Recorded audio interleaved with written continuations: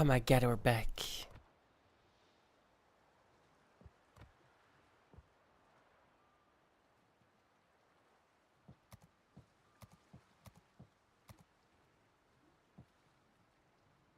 Oh, this is gonna take so much more. Fuck.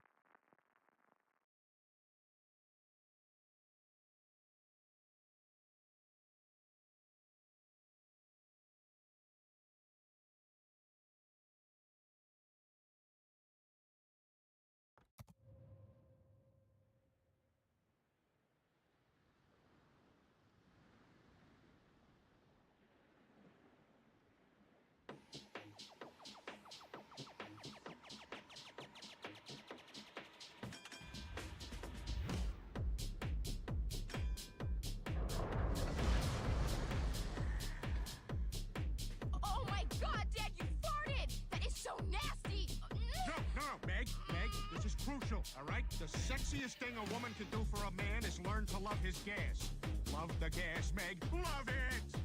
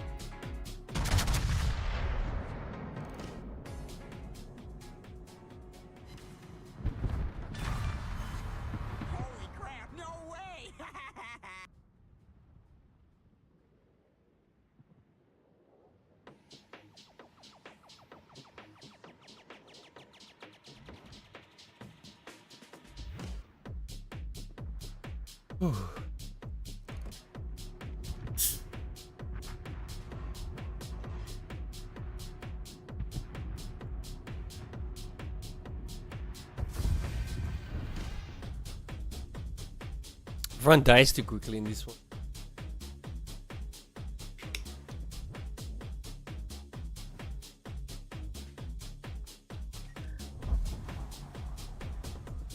Wait. Oh my god, I can do this in co-op.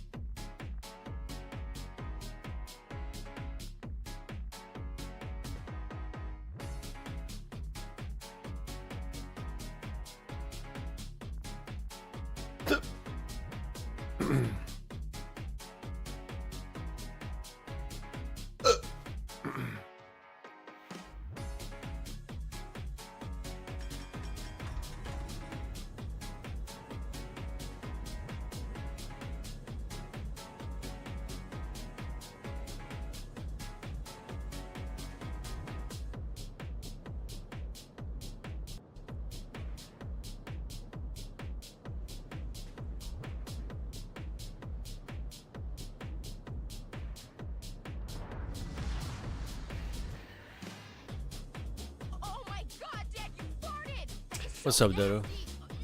No, Meg, this is crucial, all right? The sexiest thing a woman could do for a man is learn to love his gas. Love the gas, Meg. Love it!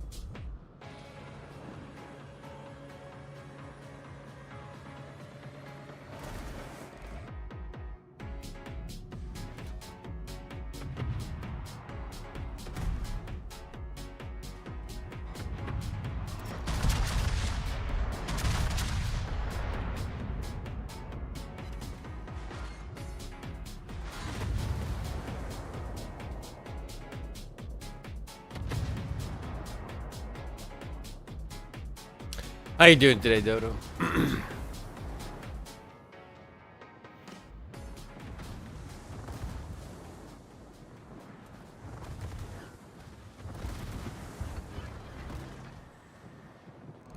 Nice.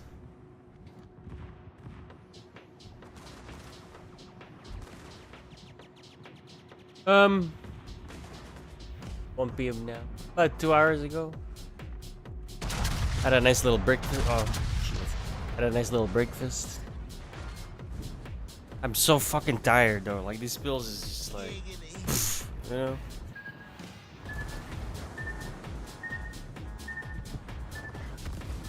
Oh, well, it appears I've been fired.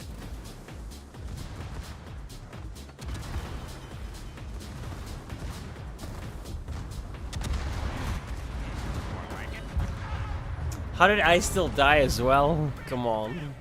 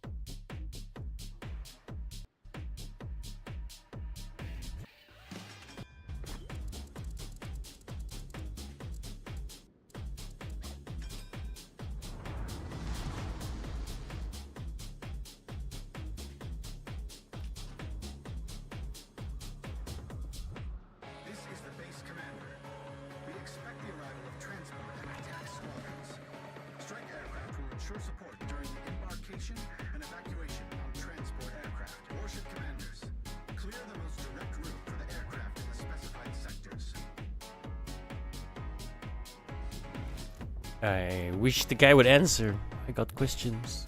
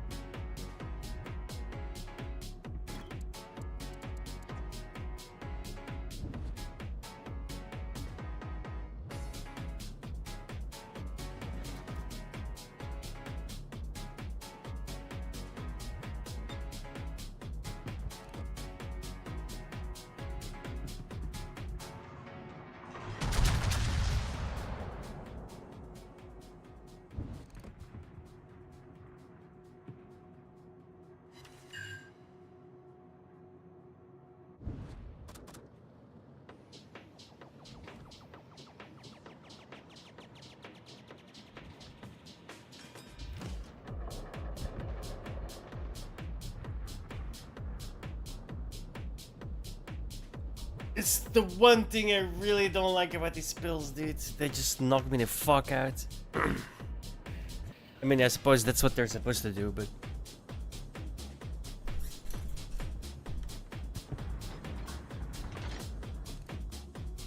I prefer smoking a joint, you know what I mean?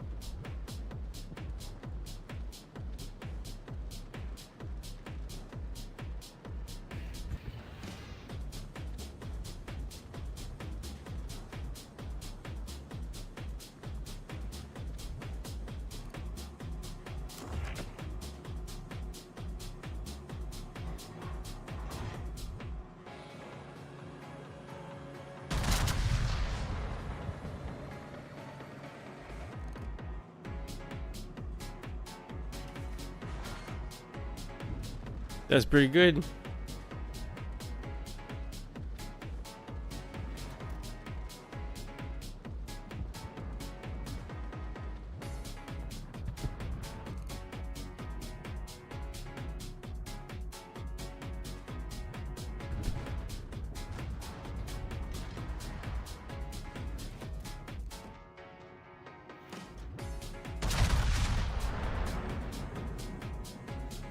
I should have double dipped. What are the chances this guy has torpedoes?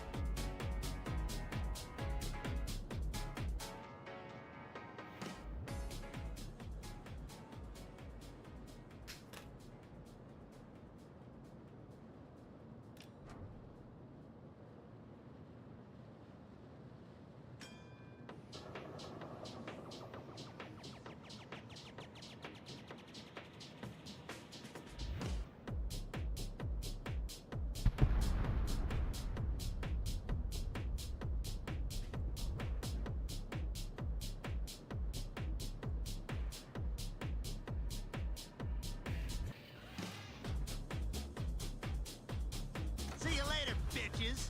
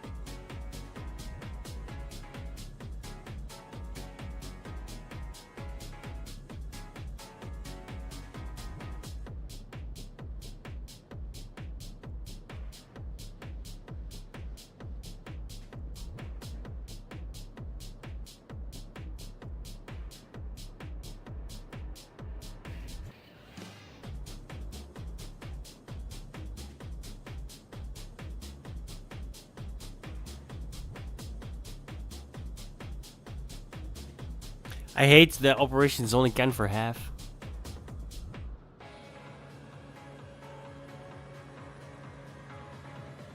It's annoying.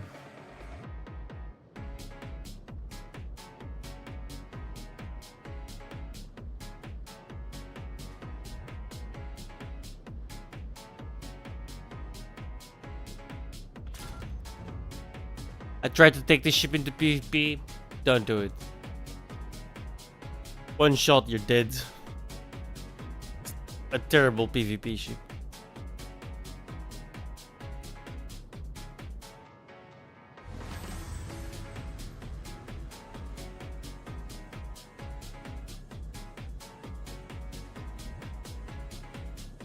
Warship commanders, transport aircraft have arrived.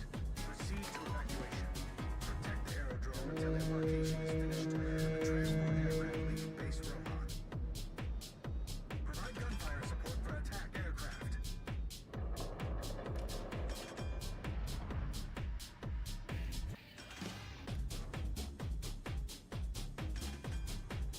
An enemy aircraft carrier was spotted in the combat area. Destroy her.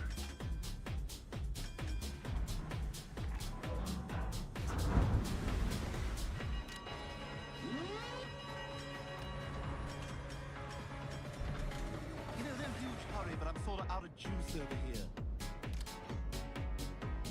What the fuck?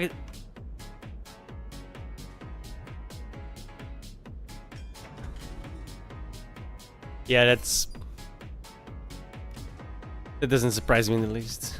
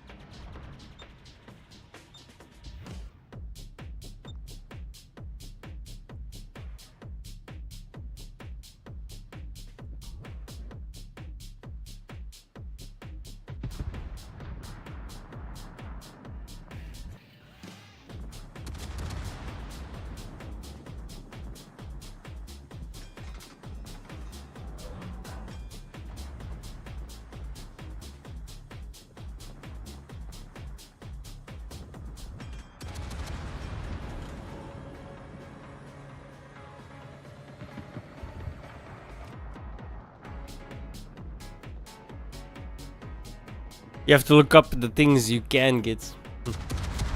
Like, say, top 5 coal ships.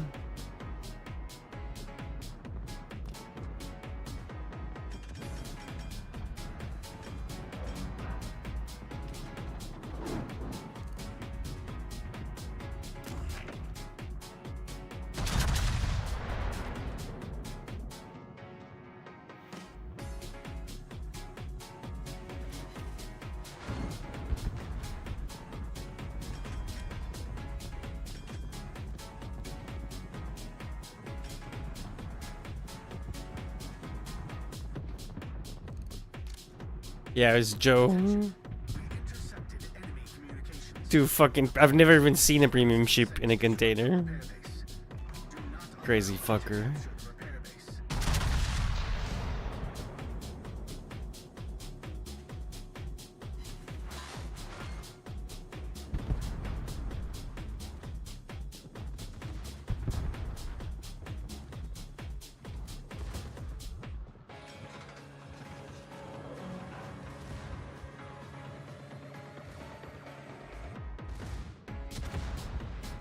Do, do, do, do, do, do, do.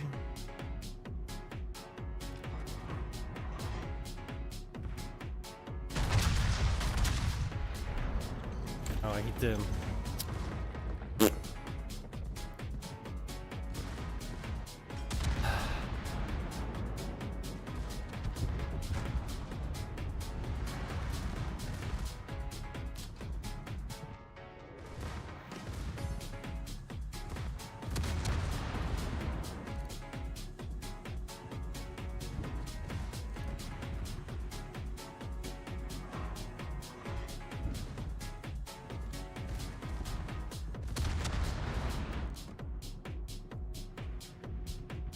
Whiskey is finished. Our repair base is no longer.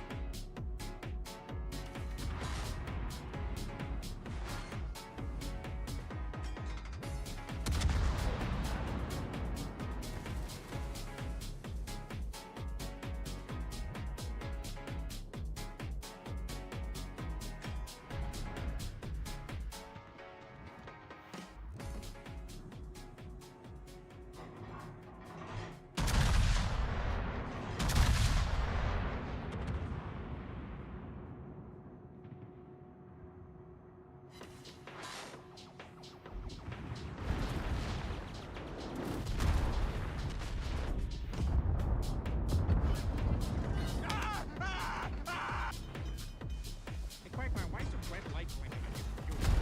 Time for a little payback.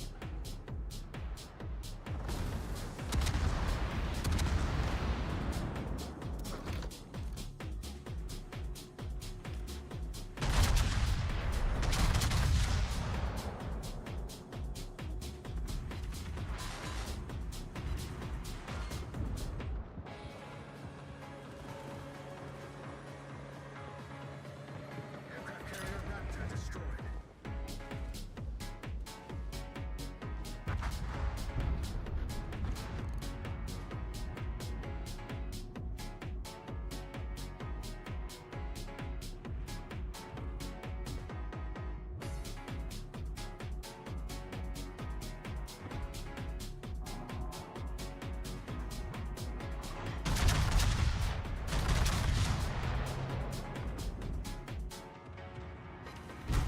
Ah.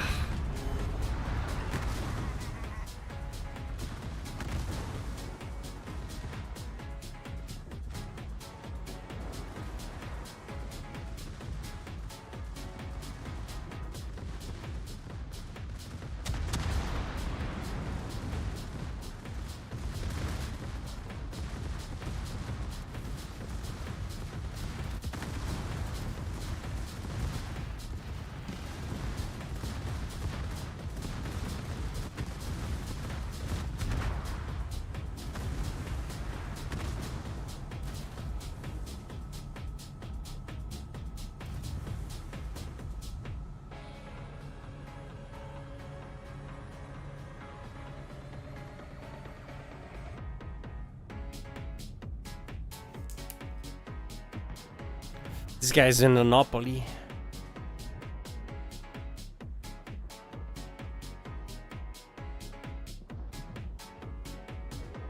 Not really doing anything.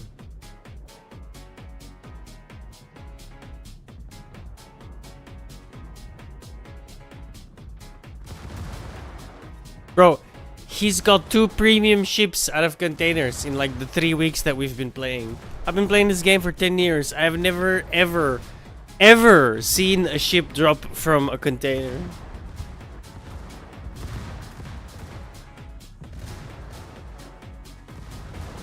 That shit is whack, alright?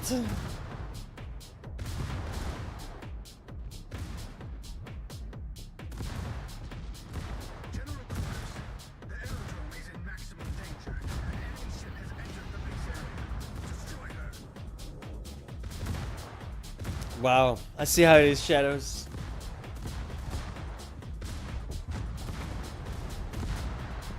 Thank you for the vote of confidence. Well, let's be honest. My luck in general is pretty fucking shit. I wouldn't be on benzos otherwise, right?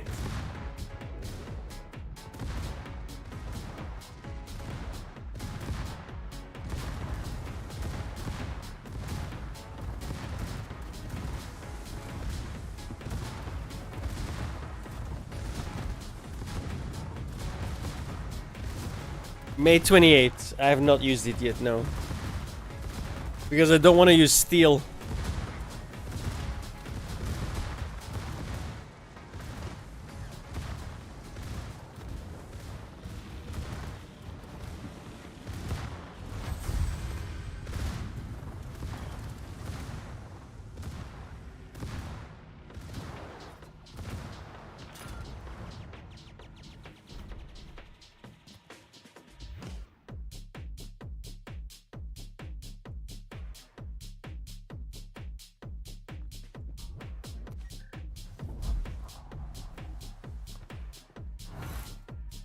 I was hoping it'd be more coal.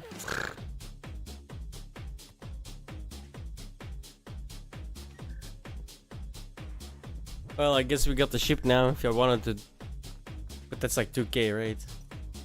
25!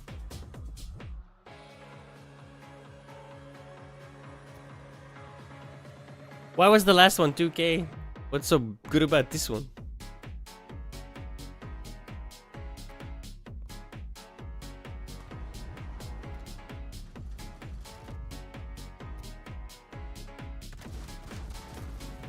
Nice.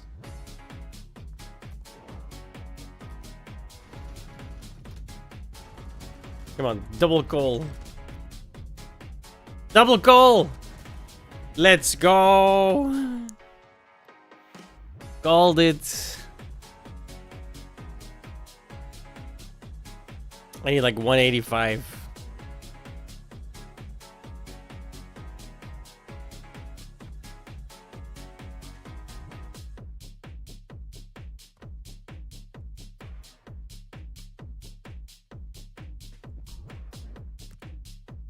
$189. See, I could use steel, but steel is used for... You could buy ships with steel too.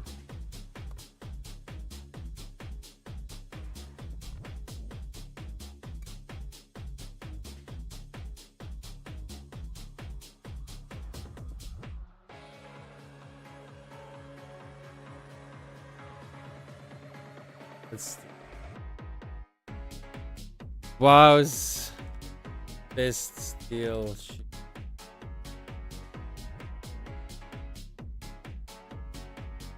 Hello, back with another information video, and today we're going to be going over the top 5 steel ships to get in 2025. Now, I've had a lot of people ask me for this since the Barbiano came out and a few others, so might as well just hop into it and do my guide on what I think are the top 5 must-have steel ships for this year. I wish I could drive, dude. I actually have to go somewhere to pick something up. I just can't get there. Take a quick look at steel ships that, and if you guys are looking at steel ships, that means you have the steel for these, or it's ships you're looking to in the future.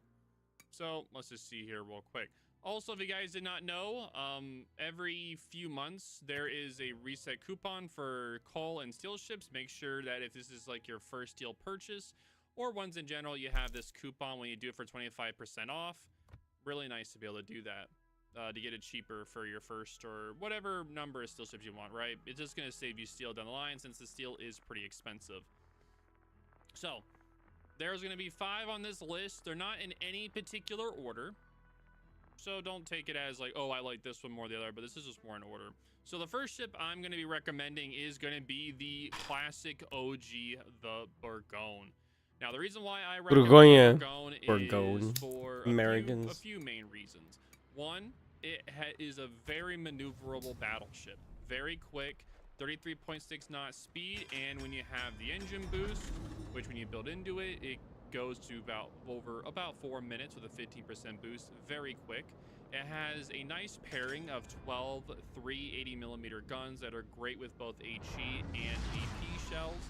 You also get a very nice, you get a nice heal along with a reload booster, which makes it where you shoot quicker, 50% quicker for 20 seconds. So you get about 2 salvos or so within that 20-second period. So really nice to get those broadside shots on cruisers or battleships with your AP shells, which will do a lot of damage. So overall, this ship is a really good long to mid-range battleship that you can use HE to long distance and AP for more broadside shots. The main downside is, of course, is the armor. It's all 32, so HE throwers are going to have a field day farming you down. But I still think that the Bourgogne is a really good beginner. Sorry for yawning. It's just like a must-have as one of the first steel ships. Now, some people may like, oh well.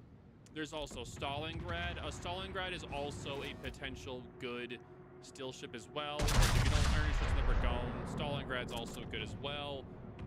So you guys can let me think. Would you guys prefer the Bourgogne or the Stalingrad? Bourgogne. Reasons why in the comments.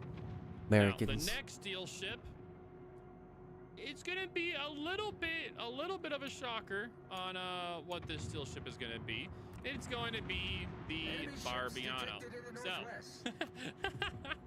yeah, this ship has become one of my favorite ships as of late for its absolute amount of DACA that is on this ship. So this thing is a tier, I think it's a tier, it's technically a historical design for the Italians as a anti-airship slash gunship. So these guns are multi-purpose. That's why there is 16 of them with single guns on them. But yeah, this thing is a DACA machine shooting SAP. It has 2 SAP on it. The regular SAP has a 26mm pen, and then a special pen, the special SAP that has 34mm of pen. I should really be doubling up. I keep forgetting. When you build into the Smoke and Cincinnati and you get his concealed reserves active, which is really easy to get, it only takes 100 shots, and all of these are really easy to get overall. You destroy one enemy, you get extra range, rapid fires. If you get Confederates, you get even faster of a reload. Like, all of those are really easy to get on the Barbiano. You can get your reload down to 1.8 seconds. You get insanely quick with Adrenaline Rush as well. This is a cruiser. This ship is a cruiser that is a destroyer. So it is a cruiser like in the game that is turned into a destroyer pretty much. So that's why this ship is so massive. And with this massive size comes with a massive concealment of 8 kilometers. It's also very quick with a base speed of 41.6 knots.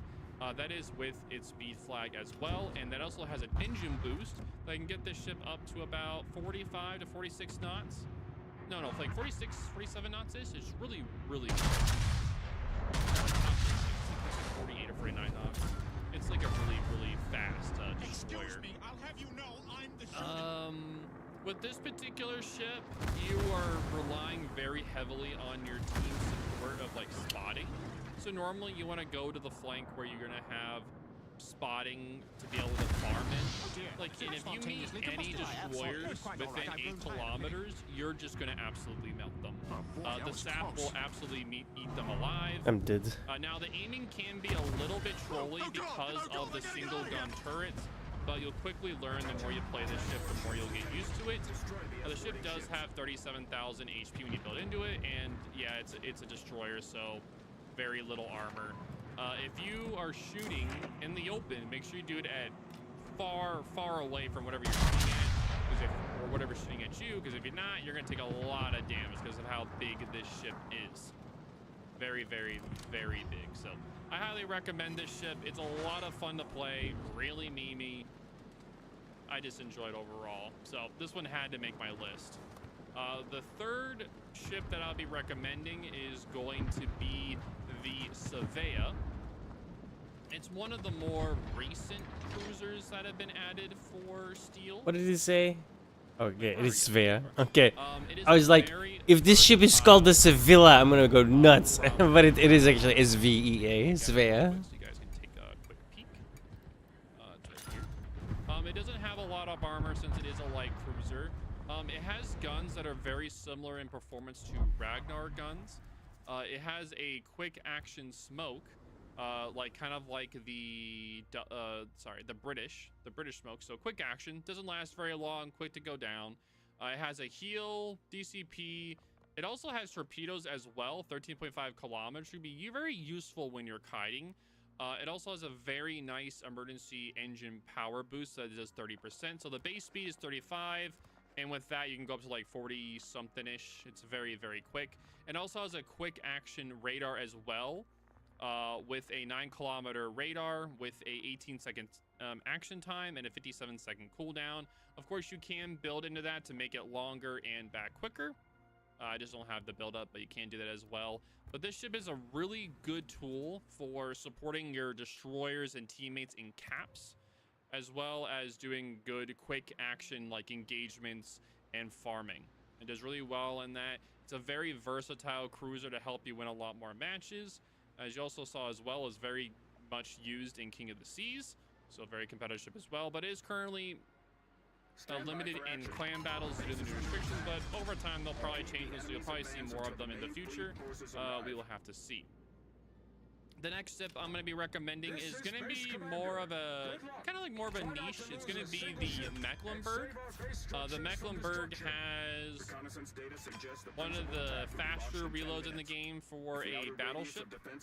It also has 16 guns, and it also has not the biggest caliber. It has 305s, but don't let that fool you.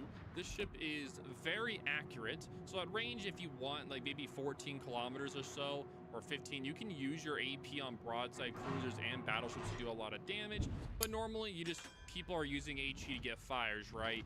You have a 22-second reload, you have a 28% fire chance, right? You have 16 guns, so you're more likely to do more damage by just starting fires than maybe doing with AP, but it's up to you on how broadside enemies are staying to you and how heavily armored they are.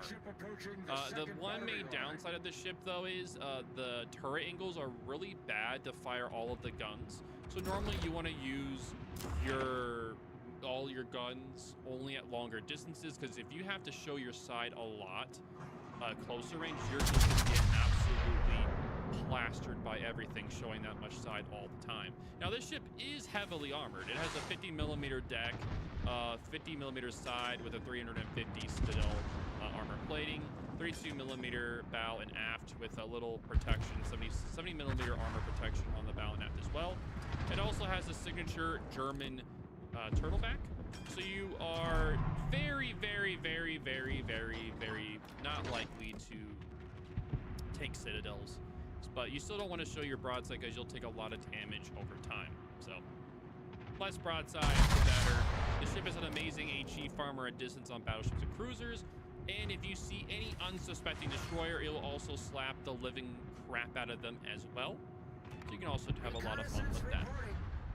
I really don't like this ship as shit. Torpedoes. 6-kilometer Excuse me. torpedoes, which are nice. So if you do have to do a drive-by, you do have 4 torpedoes on each side. So that's always a plus. The Mitz was more fun. So the final steel ship recommendation, and if you've gotten this far in the video, let me know what you think of my recommendations so far. Final steel ship recommendation I'm going to be making is going to be the Shinano, and I know recommending a CV is gonna give me some backlash, right? But before you say anything, hear me out, okay? You can build secondaries on this thing, and this thing is also heavily armored for a CV. You can build secondaries and do memes with it with secondaries. It also is a very strong anti-CV aircraft carrier. it has the AP skip bombers, which can actually Citadel Yamatos. Yeah, I want you guys to hear that again. This thing can Citadel Yamatos with skip bombers. It's possible. I've done it. It's insane, but you can. And you can Citadel carriers as well with this thing. So you guys know the meta right now, right? For most CV matches, right? Essex is one of the top. This thing will absolutely obliterate Essexes with these AP skip bombers. The torpedo bombers are also nice, and its special HE bomber squad also are laser accurate. And you also get a smoke screen with them as well, so you can smoke up your teammates or yourself or whatnot, right? So you can meme with having good secondaries, very tanky carrier. It's one of the tankiest carriers in the game, just due to how much armor it has on it and the 75mm deck armor. Very hard to kill. A lot of fun to play. Mimi as well. Strong anti-carrier. So let me know what you guys think of all of my steel ship recommendations. These are the ships that I'd recommend for getting for like must-haves for 2025. If you guys have any others, definitely let me know. There's definitely a lot of other really good ships in this list as well. So just let me know what you get. Oh, hi, Bo.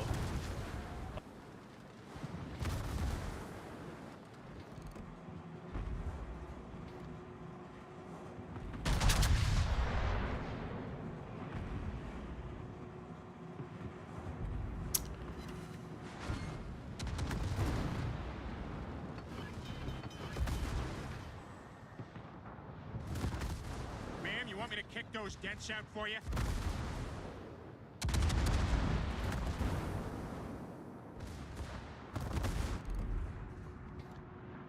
Reconnaissance reporting. Third attack is about to be launched. Wow, caught fire a little earlier than I thought we would.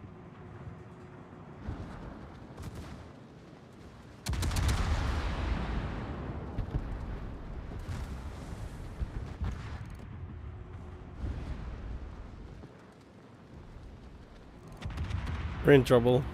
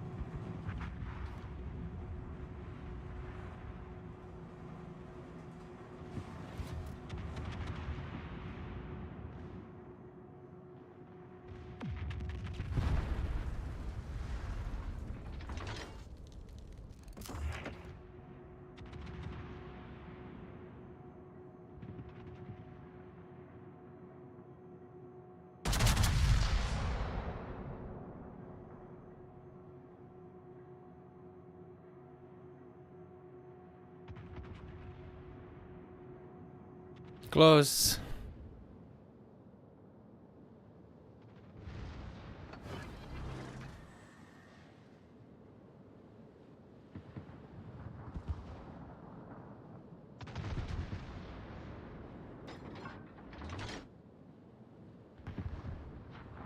Hello, good people of YouTube. Mountbatten here, and today we are going over my top 5 cruisers. So these are my personal favorite top 5 cruisers. If you're asking me, hey, what cruiser line do you think I should go down? Any one of these would be a good choice, or if it is a premium ship, Hey, either that's cost better. the cash or the coal, whatever resource you need to get in order to. It's like acquire 45 degrees, right? So it's split the something difference. I would recommend doing if you have experience at that tier. Meaning, if one of these is a tier 10 premium cruiser, I'm not saying go drop $77 or actually $130 on the ship if you have no experience at tier 10. Obviously, grind your way up there, then pick up that particular cruiser. Another caveat to this list is that these are all cruisers that are currently available to either grind or buy in the premium shop or armory. So if it's a removed ship, it will not be on this list. So if you're asking, where is Alaska in the comment section? Well, you didn't watch this part of the video. Be kind of pointless to do a top 5 cruisers video and have a bunch of removed cruisers. But anyway, let's go ahead and get on into it. But first, if you do find yourself enjoying this video, find it helpful, informational, or entertaining, please make sure you drop a like, leave a comment, all that jazz, and the comments down below and down below as well. It helps on the YouTube side of things. Alright, now on to the list. Coming in at number 5. Fuckers. We have the Tier 10 German cruiser, the Hindenburg. Hindenburg's up here at number 5 because, well, you know, it is a really good cruiser in my opinion, but she is definitely showing her age, especially when it comes to her armor. The game has seen a bit, if you want to call it that, of a surge in large caliber battleships at Tier 10, and, well, I should say in the Tier 10 matchmaker bracket, right? We have a whole hell of a lot more tech line and premium ships at Tier 9. Why do I always leave like 400 HP so someone else gets the kill? It's kind of annoying. And, of course, I know we it have doesn't super really ships with a matter lot because more of the you 20 get inch guns, money 19 for the inch guns, DPS, and but 157mm guns at that matchmaking bracket where the Hindenburg tends to live. it's a little So annoying. thanks to her armor scheme, which is, well, one, she is finding a little bit of the geometry. These older ships, they have a little bit of a wonkiness when it comes to the actual, like, model itself. You get hit in those random place, and suddenly you're down half of your HP. But of course, just with the armor scheme in and of itself too, it's not a very forgiving armor scheme when facing large caliber AP at range, or really at any distance. But she can still hang in there at range thanks to her good reload time, especially with Legions and the Papa's main battery reloader skill, which isn't really hard to do at all. With Hindenburg, you have a nice quick reload on those 12 guns. And when you can get in close, you do have the armor that, you know, while at range it does suck, at close it's very good, especially when you're going up against other cruisers and such. And you have that good old German AP. The German AP and HE combination here is, you know, the same as it is with the rest of the tech tree for the Germans. You know, your HE, it's got good pins, but lackluster HE. Your AP has amazing alpha, flat arcs, usually good reload times up and down the cruiser line at least, so you know when you get in close you got that wonderful AP that you're just slinging to the sides. It's so easy to chunk the living crap out of battleships at close range with the Hindenburg's AP. You'll be doing like 10, 15, sometimes you hit in the right spot like 20k a salvo at close range. On top of that, you know, the torpedoes that you got with the Hindenburg and Hydro. It's just a very nice cruiser for mid to close range engagements, but she can still hang in there at long range thanks to, again, her nice reload time. And the HE, while, yeah, again, the alpha is fairly lackluster, the fire chance is still pretty good, and the penetration is very nice as well. So you'll be doing consistent but lower alpha-ish damage and setting some fires along the way. So she's just, again, a personal favorite of mine, and yes, not the best quote-unquote cruiser for the meta, but one of the older ones in game that still managed to hang in there even in today's very passive long-range meta. This asshole could stop moving, that'd be great. Number 4, we have the Tier 10 American cruiser, the Des Moines. Heavy cruiser, the Des Moines. So the Des Moines is, again, like with the Hindenburg, a very old cruiser. She's one of the head of one of the first 2 cruiser lines to ever enter the game. You know, we had the American cruiser line back in the day and the Japanese cruiser line, and she's still here, and she still is, in my opinion, obviously since she's on this list, one of the best cruisers in game. There are a lot of things nowadays that the Des Moines has to deal with that she didn't have to deal with back in the day. Of course, submarines, airstrikes from, you know, non-CVs, the skip bombers, the AP skip bombers now, the AP rockets, and yeah, there's a lot that's kind of cramped her style, which is why she's up here at number 4. This guy's serious? But I'm trying to hail for crying out loud. Des Moines is still one hell of an annoyance to try and deal with, and by that I mean Des Moines players typically find an island, park next to it, and then just defend it like a rabid chihuahua. You know, using the very, very nice reload time on the Des Moines. Keep on, this is Des Moines with her improved American AP. Speaking of Des Moines, super heavy AP with the pin angles and such, and she's got that amazing reload time I mean, the ship had autoloaders in real life, and that's reflected here very much so in the game. So once the Des Moines gets dug in, you know, you got it. I still hit it. spamming HE and One shell went over the absolutely island and it melting hits. shit down, Lol. or it's spamming AP and citadeling you to death. It's not uncommon for Des Moines to get dev strikes on enemy cruisers that find themselves slipping up and showing her broadside. That's how good her AP is. And the Des Moines in and of itself is, yeah, it doesn't have torpedoes. Yeah, it sits up out the water incredibly high. It does have a very exposed broadside, but that's where, you know, again, hugging that island and just melting down your opponents if they try to get near to you comes into play. And a properly supported Des Moines with, you know, teammates around it that can prevent the submarine from sneaking up next to it, or can provide enough AA cover to prevent either the airstrikes or the CVs from absolutely wrecking it. It's something that the enemy team has to absolutely focus on murdering. I mean, when you play this game for as long as I have, I've seen so many pushes get delayed or just outright denied by a Des Moines just refusing to die on an island. You can, you know, kind of carry that over to the Salem too. But the Des Moines, you get the nice 10-kilometer radar with the long duration. Hydro DFAA does get a heal. Again, it's a little squishy of a cruiser, but it's a trade-off for having the auto-loading 203mm guns.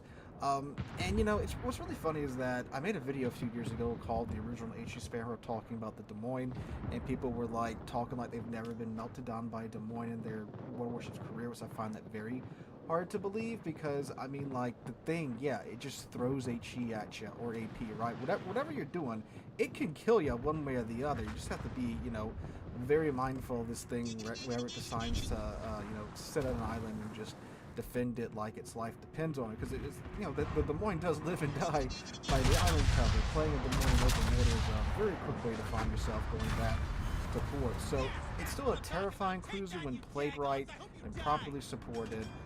You know, you still see Des Moines and Salem's occasionally pop up in CVs for that reason, because again, it's a great area denial cruiser with that long duration American radar, and again, just her wonderful gun. So definitely a ship that's worth grinding out. I guess you could plop Salem here too. Salem's a little bit different from the Des Moines, but yes, they both play very similar and are very lovely cruisers when played and supported properly. Alright, going on our way down to number 3, we have the Tier 10 Spanish cruiser, the Castilla. I do not know why the Castilla line is not played more. These ships are so fun. I've been having a blast with them ever since they've been introduced into the game, especially the Castilla. I mean, they're AP-focused cruisers that are tooled to, you know, more close-range engagements, like the player base has been complaining for so long that, you know, we have all these HE spammy cruisers, everyone's very passive, and we get a line of more AP focused, more close range focused cruisers, and then no one plays them. Kind of funny how that works. I mean, the Castilla, I do see it at tier 10 over here in the North American server, but nowhere near as much as some of the other, you know, usual characters that we see at tier 10 when it comes to cruiser selection. So it's just so weird, because even just recording the B-roll footage for this, I feel like we didn't really do all that much. Amazing game, and the Castilla. So what is good about this ship, and why should you play it more? So the Castilla, like I said, you know, the Castilla line's more of AP focused cruisers, but their thing is that they get the reload burst, not the consumable, but the alternative firing mode, where you get a couple of salvos back to back once you swap into that mode. Great for punishing broadsides, great for setting fires on ships that just use their damage con. What's cool about it is that they're not the first line to ever get this alternative firing burst mode. They, however, do get a much shorter cooldown than ships that have this alternative fire burst mode. Most other ships, I think they're typically like the 38, 45 second-ish range. The Castilla line, though, Castilla, for example, 25 seconds. That's all you have to wait. That doesn't seem like an overly short time for a cruiser reload when you're thinking about it, but consider that the Castilla has 251, 252 millimeter guns. Those are some big honking guns on a cruiser, and you get that, again, that burst fire mode with them too. Now, it doesn't change the way the shells work, doesn't change the parameters of the shells, it's just a couple of bursts back to back. So that can very much ruin somebody's day when you're eating 18, 252, 251, whatever size shells the Castilla fires. You're eating 18 of them back to back. That is more than enough to dev strike more than a few ships at tier 10 in that matchmaking bracket, from tier 8 up to super ships, right? Especially if all 18 of those shells are somehow citadels at close range. Yeah. On top of that, she gets torpedoes, hydro. The ship is a Napoli hull.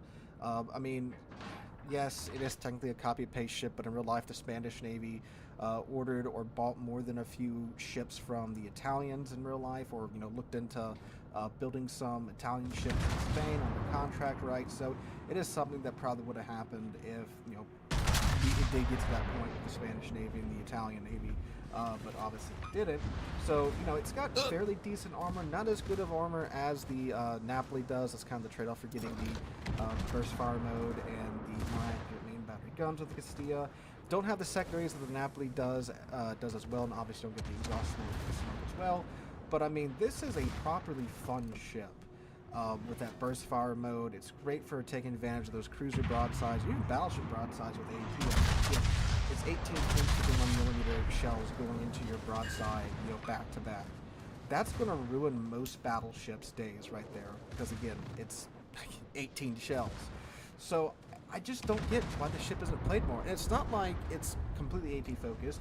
You can completely fall back on the HE and still have great matches. The burst fire mode is great for setting fires after someone uses damage con. You give them one normal salvo, you start a fire, they pop damage con, you wait the time for the damage con to run, and then you hit them with 18 shells. You're probably setting a fire somewhere in those 18 shells on the ship that just used damage con.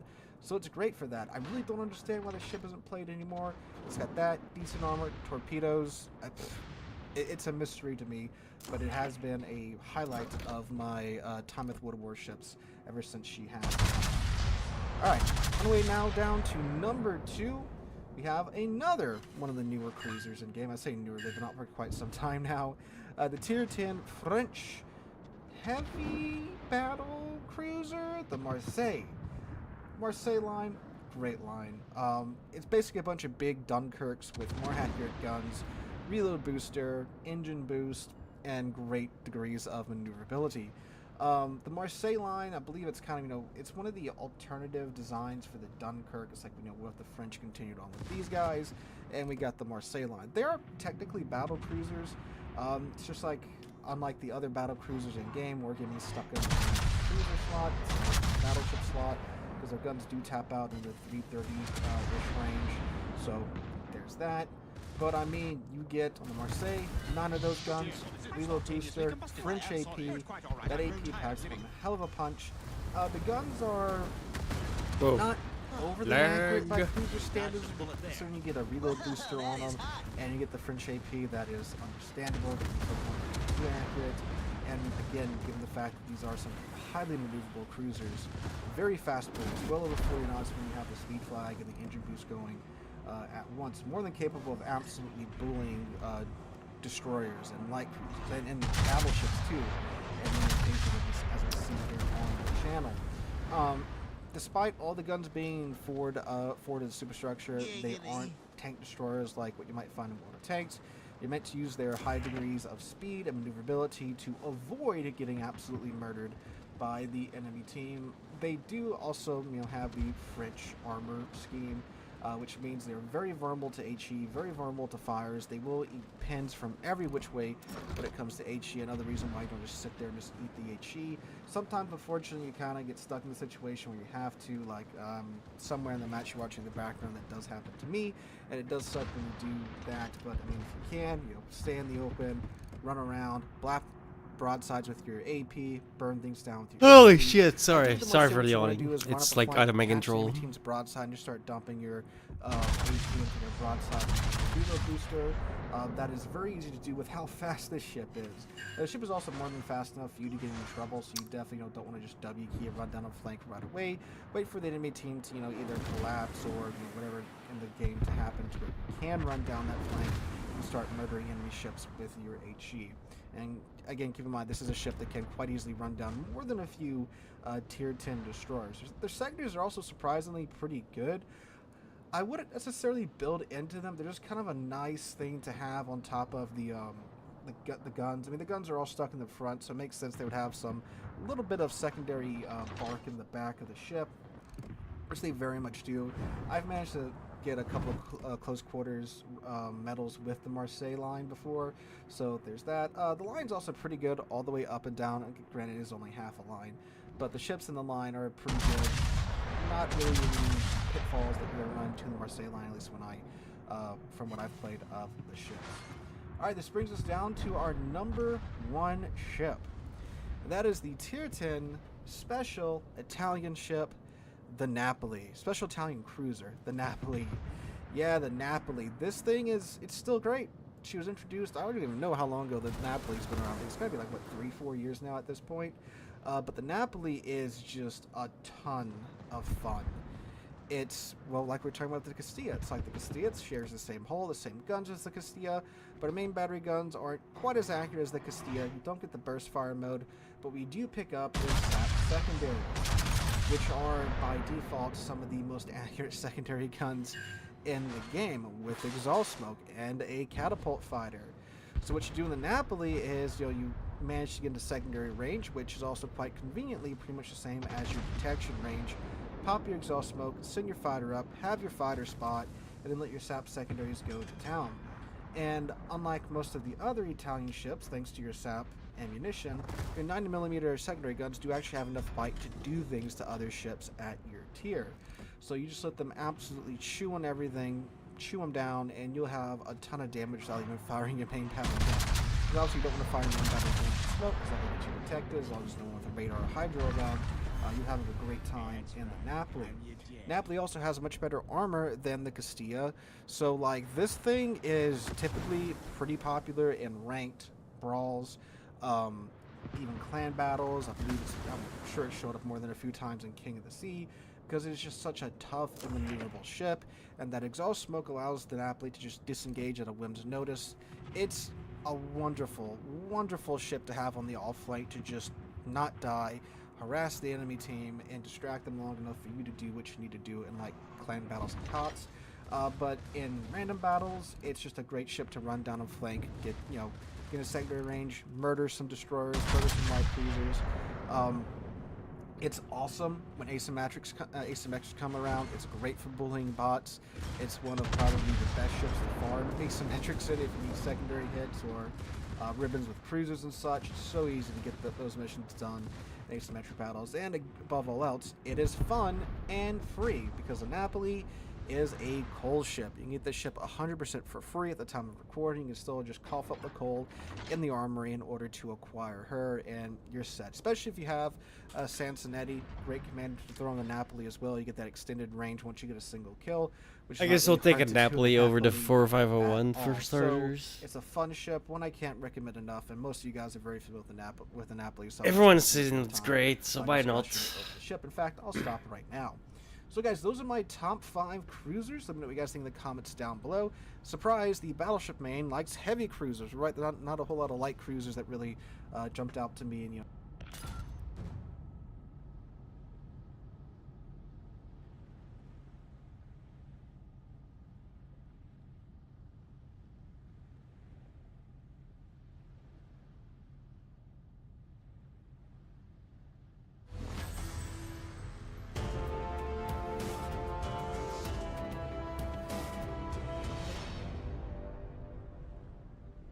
Warship commanders, transport aircraft have arrived. Howdy folks, hope you're all staying safe. It's the obscenely overpowering U4501. How do I play it? Well, first of all, she's not obscene, it's not overpowered. It's not really OP. The numbers are actually calming down. She's actually quite good. She's one of the best submarines. She's a little bit better than the Gato, which is number 2 in the boat. But I want to get into how I play it, because I've had several games and now when I think of it. First of all, she's still a flank boat. I absolutely do the flanks, go left and right. Do not go up the middle with this boat, please, because you're going to get airdropped into your side. So I do the flanks. You can hold off the flanks of this with the enemy team. Not too difficult, doing exactly what this player's doing right here. I call the donut. Just keep going around, dumping torpedoes. If you want to ping, great. If you don't, that's fine too. I barely ping in this boat. I do find myself on the surface most of the time. I'm not underwater. Underwater for me is when I'm trying to usually get somewhere pretty quick, or I am running away really quick, but we'll get to that. Caps are important to this boat. You can do 30 meters quick and get just shy of 38 knots. That rivals most ADs. So you can get to a cap quicker than most ADs. Come up, turn your stern, your rear to the actual cap to make sure if you have to get out of there. But you can actually challenge caps pretty good. And with your low detectability, it's good for that. Quite good for that. Like I said earlier, even if you're in the caps or in the flank, just do donuts. Dump your your 4 torps in the front, dump your 6, ping what you want, do what you want. It's going to be annoying. I spend most of the time, like I said, on the surface for me, and I usually get, I get much closer than this. I'm usually right at the height of my detectability because I like to make sure my torps are going to hit. Kiting away, that's your advantage with DDs. I have noticed with the stern tubes. One quick side note, you see right here, she's fantastic for killing enemy submarines. But the stern tubes, you can fire 3 from the left, 3 from the right. Wait till that DD is trying to charge you because you know you're going away as quick as possible. Ping him and dive and turn away. You'll be surprised what you can do. And at least 1 or 2 torps will hit. He goes left or goes right. He's going to walk into torps, which is fantastic. Even if he damage controls, he's still going to walk into torps. And like I said, this thing's great at killing other submarines. The heal is fantastic. Again, I've been on the surface to use it, but the heal is absolutely fantastic. It does help a lot. It's the only submarine that gets a heal in the game, so I like it a lot. Like I did say, she could do almost 38 knots at 30 and 60 meters. When you're running away or you're trying to do a quick hit and run, so you're just ramming yourself right towards the enemy ship, it's great for that. You come in, fire your 10 torps, and then you go back down to 30 meters or 60 meters and run away. She has absolutely phenomenal battery life. Extended, it's over, about 4 minutes, I think it is. It's huge. It's great. Don't do something I do, and I've done it once at a previous video, but don't play it that way. Don't severely overextend. You can do it with this boat. I mean, yes, you can get away, but you can severely overextend, and we all know how this works. At least the games I play, not the games, the replays I have, but I get spotted, I get fire focused, I'm gone in like 30 seconds. Doesn't matter what wheel I have for damage control, I'm gone. One thing she's really good at is getting at isolated vessels. I had a Yamato once, full health, sit in the back of the row. I was back there. I went under him twice at 60 meters, did not detect me. I launched a total of like 20 torpedoes at him. I ended up killing him. Like, it just took me about 2.5, 3 minutes, something like that. But I didn't decide not to publish that one because chat was pretty brutal. He was swearing pretty bad. But, you know, he should have ran, but he didn't. But at the end of the day, it's really great for fighting isolated vehicles and isolated ships. CVs are absolutely fantastic as well. Do not ping a CV because the anti-submarine will kick in. It's done by the bots. It's has nothing to do with the end user. It's deadly accurate and deadly perfect. So don't ping. Just come at it and keep dropping torpedoes at it. Overall, though, how to play it, I gotta be honest with you. If you had to choose something, the Gado's a better ship. Gado, I think it's Gado, but the USS Gado is, in my opinion, a better submarine because of the RNG and the record for being able to fire. It's single line. You'll see that if you ever play the Gado. It's not this big one like you're seeing right now, the white, which makes a big difference in my opinion. I would say the submarine kind of combines the best of the I-56 and the best of the Gado. That's a good boat. I like it, and I just want to help you guys out, but that's how I play. If you're not sure, one of the last things I'll say is stay a little back, okay? First 10 minutes of the match, stay back, don't overcommit, all right? Hey, everyone, I hope you all enjoyed that video. If you could, please.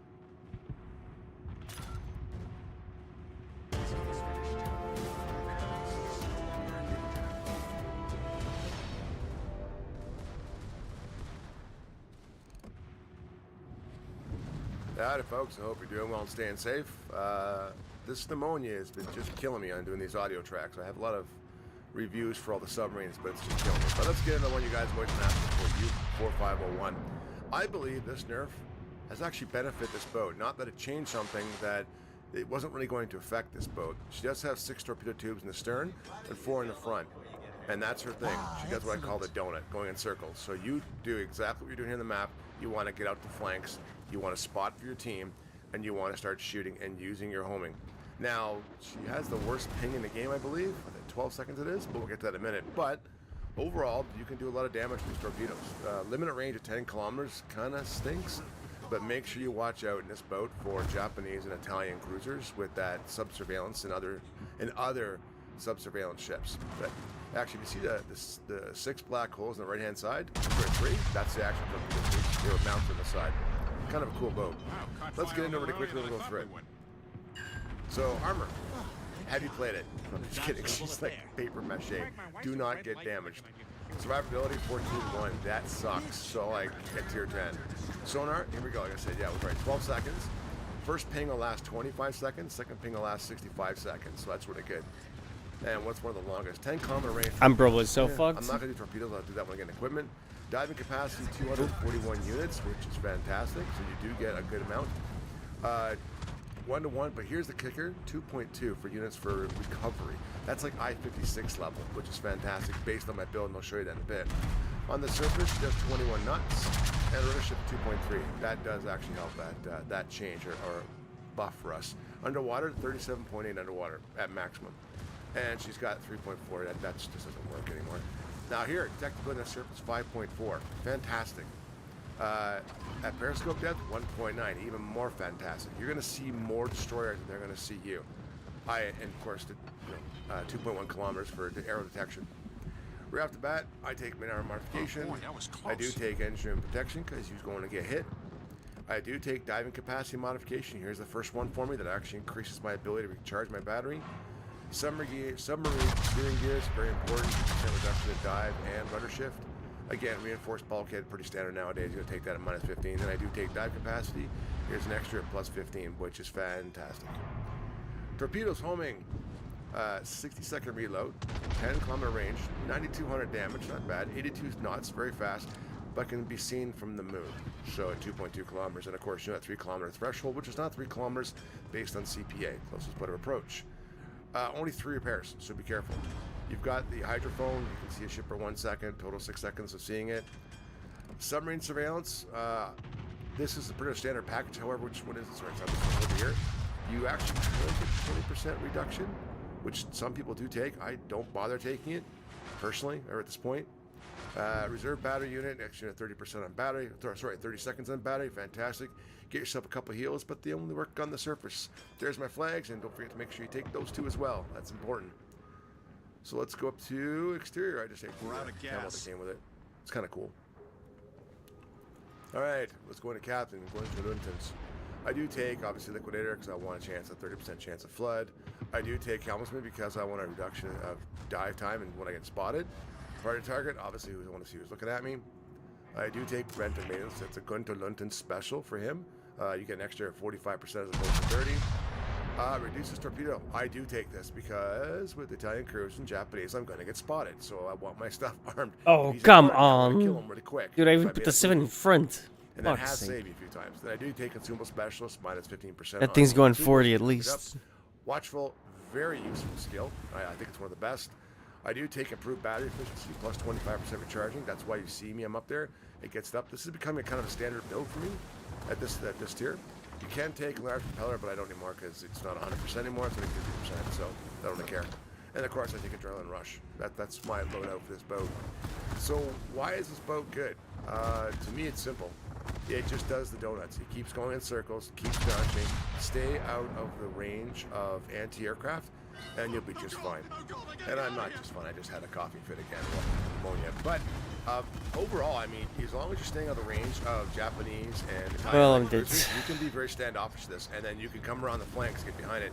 One thing I will say, like the British line, because of her speed, you can actually go under. Only a the minute enemy left, and get though. We should behind win the this, enemy. I I've now hope. been doing a lot of that in my play of the game, so that way I can actually spot Wow. the enemy for my team. and Really? two, now they've got to Couldn't have done that like 20 seconds earlier? I would have It survived. upsets people quite a bit. So, anyway, that's what I think. I still think she's one of the best boats out there. I do like it a lot, and I'm going to keep Bullshit. playing. But you tell me down the chat or in the It's like both the Napoli and the U4501 all get glowing reviews. I really don't know which one to get.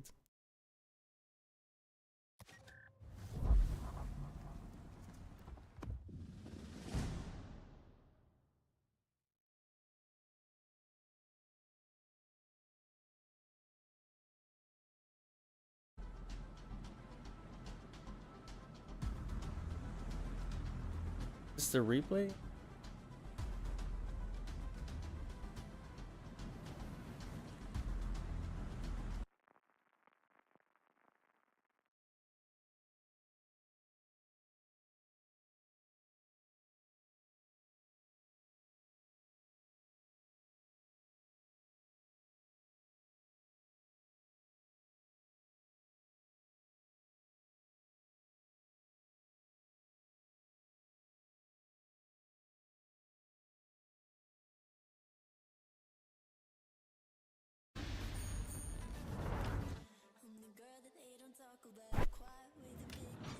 It's hard to. You can find like, oh, get these coal ships, get these steel ships, and then when you're looking at submarines, everyone's like, CV2. It's clear how much people hate CVs in submarines in this game, dude. Hey, Marlon. Can't find a goddamn thing about it.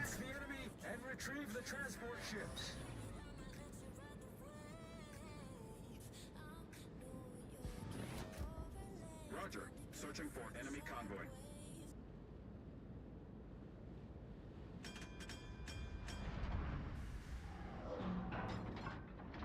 Hey, what's up guys? Your average wargamer is back with another video of World of Warships. And in this video, I'm going to be talking about two submarines. One is going to be US submarine, that is Gato. And the other submarine is going to be the German one, U-451. And I'm going to be talking about some of the strengths and weaknesses that they have and which one is going to be better pick for you guys. I will definitely going to explain everything that you need to know for these submarines, so keep watching this video. And if you find this video interesting, valuable for you, definitely give me a good shout out, like, or even subscribe the channel. That will help me a lot as a YouTuber, because I'm trying to make some good World of Warship videos and I'm gonna be trying to help you as much as possible. So let's talk about the Gato first. So which is better is the question, and the answer is going to be pretty much depends upon your play style. The Gato is actually having some of the most interesting strengths that no one probably has right now, and that is its insane torpedo alpha damage. Now Gato has 6 torpedoes that you can throw from the bow and 4 torpedoes that you can throw from the stern.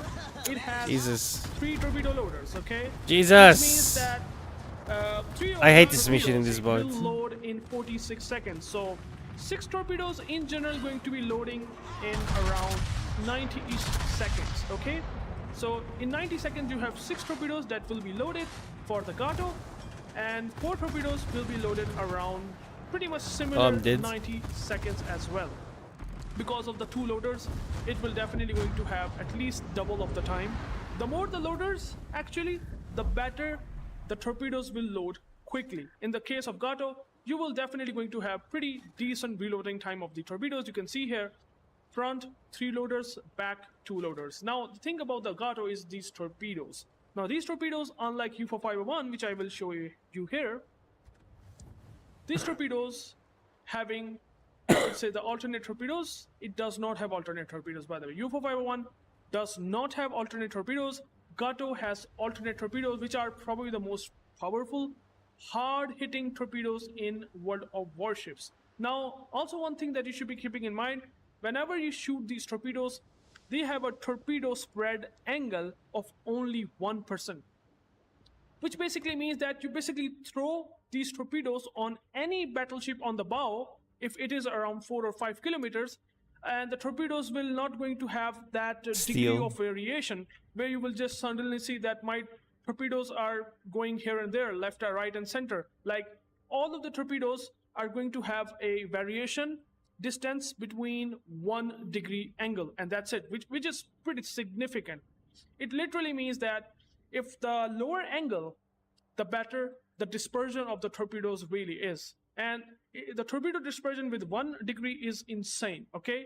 In the case of U-451, that is not the case. The Gato has this insane strength, and the torpedoes hit the hardest with alternate torpedoes.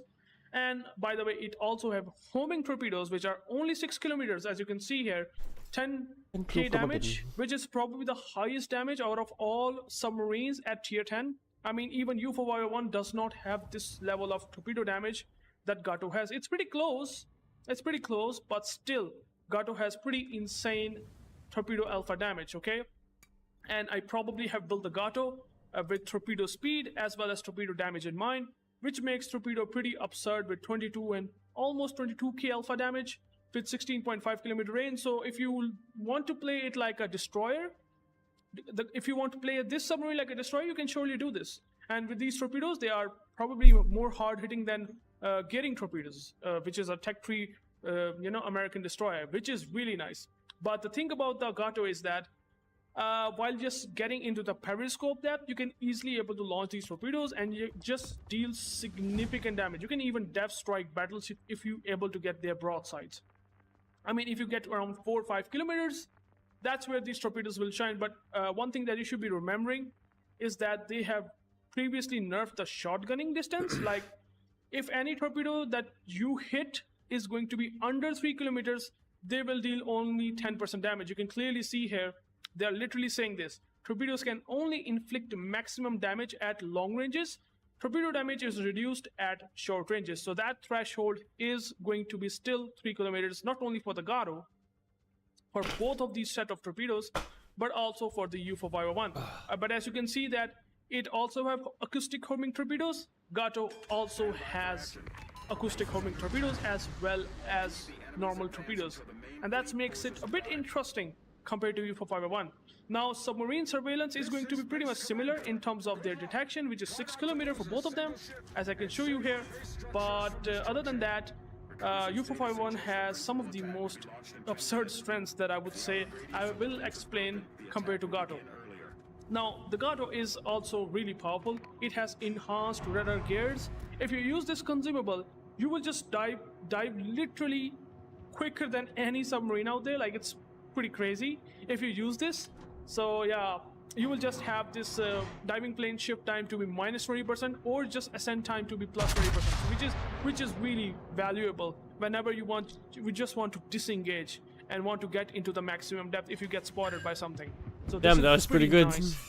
But on the other hand, U-451 has reserve battery unit, which means that even you have lost quite a lot of battery that you have already, which is 231 units. Other than that, you have extra battery unit, which actually helps a lot. And with the build that I have, reserve battery unit mod 1, which increases the battery duration by 20%. This reserve battery unit, it helps a lot. For 30 seconds, you will be sort of immune, and you can just stay underwater or whatever you want to do without losing out. Oh, and then half of it went into the mountain. Then you have heal, unlike Gato. Wonderful. Which does not have heal. U-451 does have heal.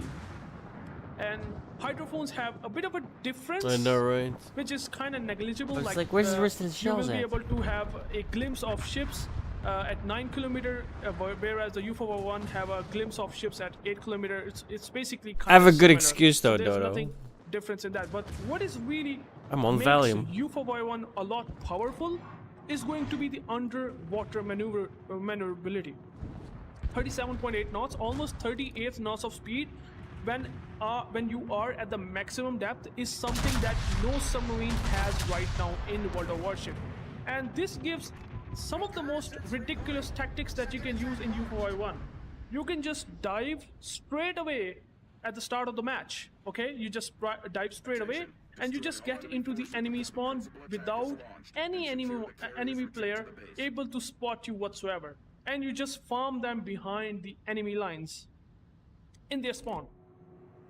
Is the most stupid thing you can do, but it's the most effective thing that you can try in U-451. That is not the case with Gato. Gato has something else. It has really not good underwater maneuverability. That's where it absolutely sucks. But where does it shine is going to be the most insane speed at surface and at periscope depths, okay? So if I can show you the speed, look at that. 35.7 knots of speed is literally destroyer levels of speed that you have on a submarine. That is bonkers. That is just mind-blowing. And I mean, I don't know.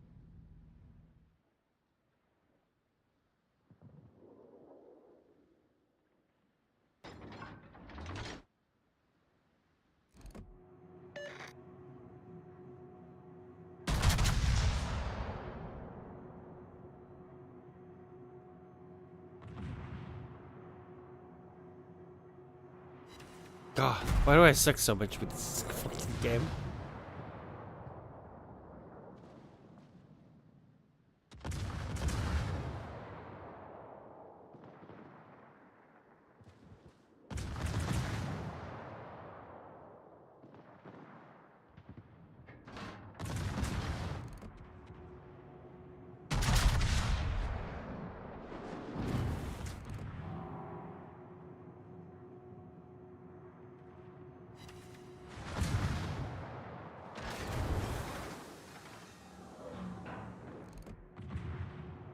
I love watching him bounce off.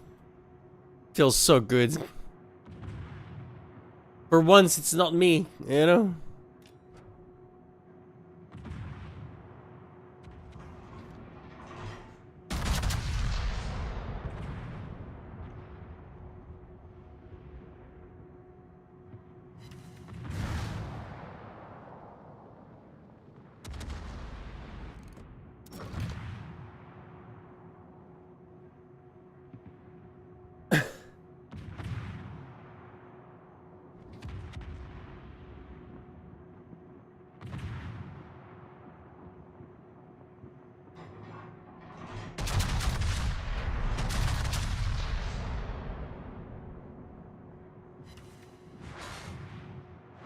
Hey, that's more like it. Reconnaissance reporting. Third attack is about to be launched.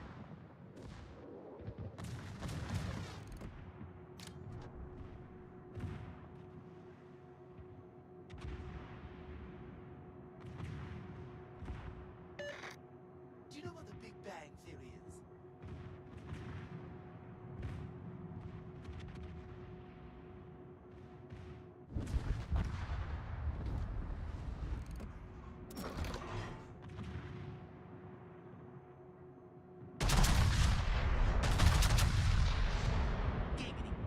Giggity.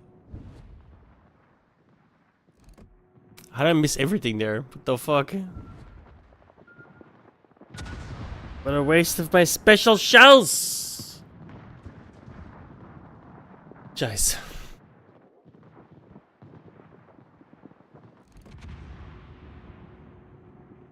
Did I say spells or shells? Doesn't matter. You know what I meant.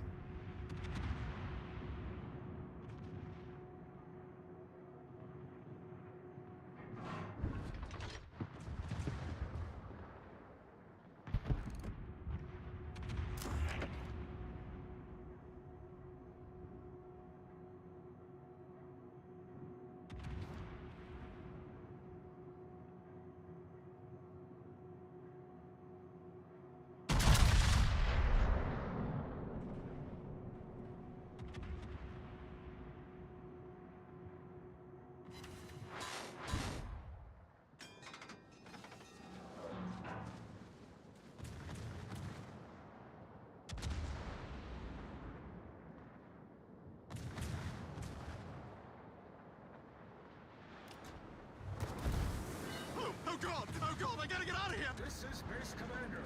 All batteries restored successfully. Support ship returned to base. Ma'am, you want me to kick those dents out for you?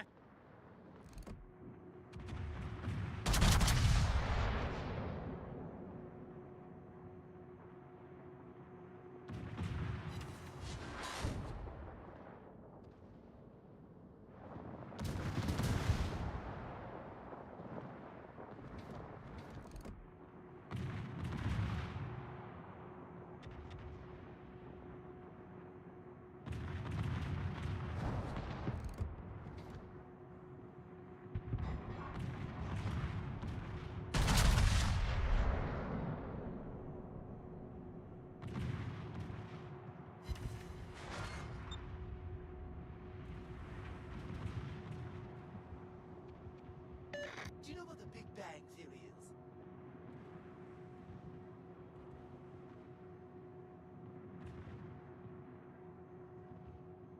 It's when I click my button and the thing at the end goes bang.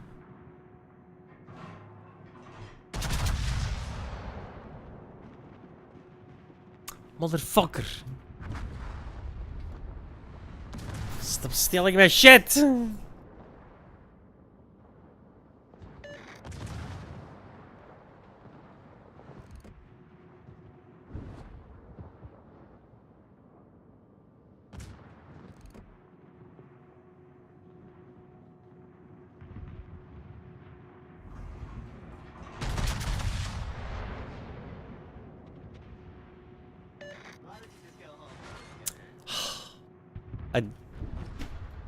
I can't kill anything in this game. I always leave it at like, oh, here's 200 HP for the next guy. Wonderful. Our defenses are It happens so much, it's like I'm cursed, I swear. He's a curse. Reconnaissance reporting. Principal attack is underway. Attention. A large enemy aircraft carrier entered the combat zone. Destroy her. Fuck it.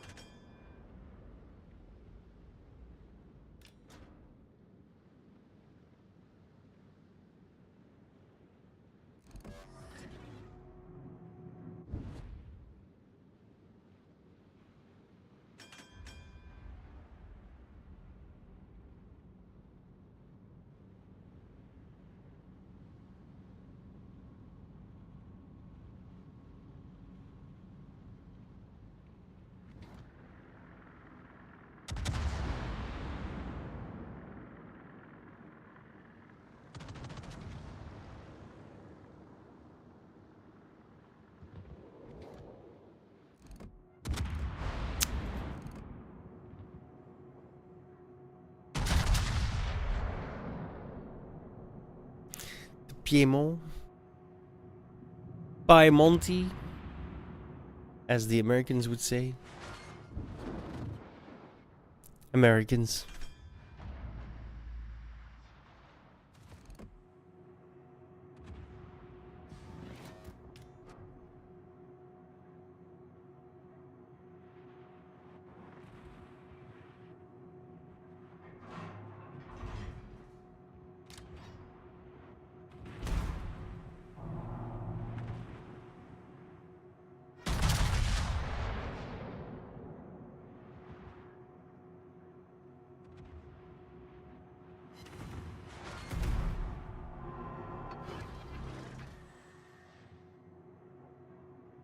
Yeah, well. It happens.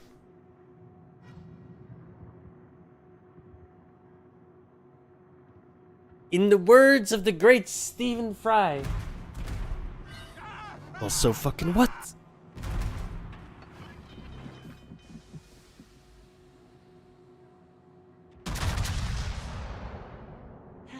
This is more like it.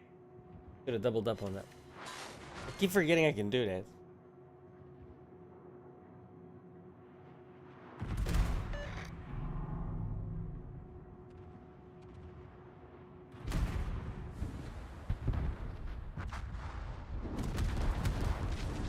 And we're done. Je suis mort.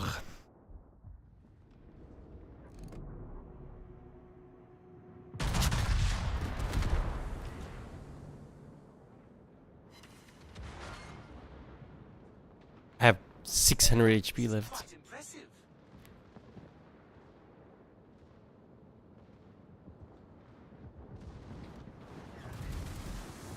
How did that? I have 0 HP left. How are they missing?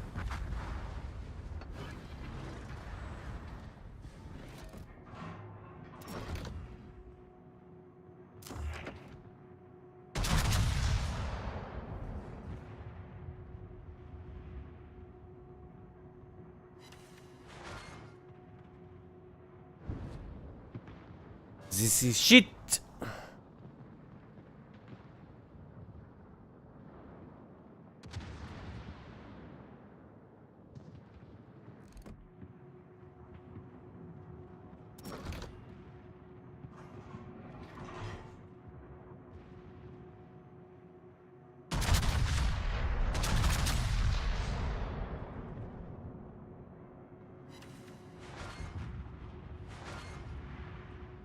Bro, the Mets would have like easily citadel that shit. I swear. I'm amazed I'm still alive, by the way. We were down at 200 HP.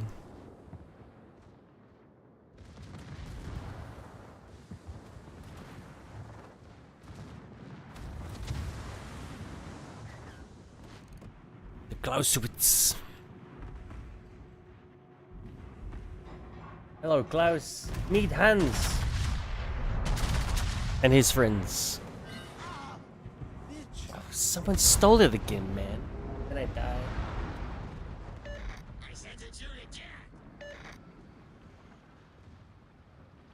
Sad.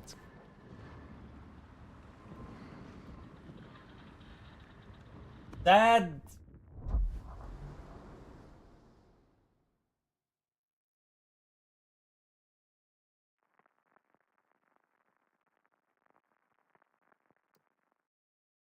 Sad.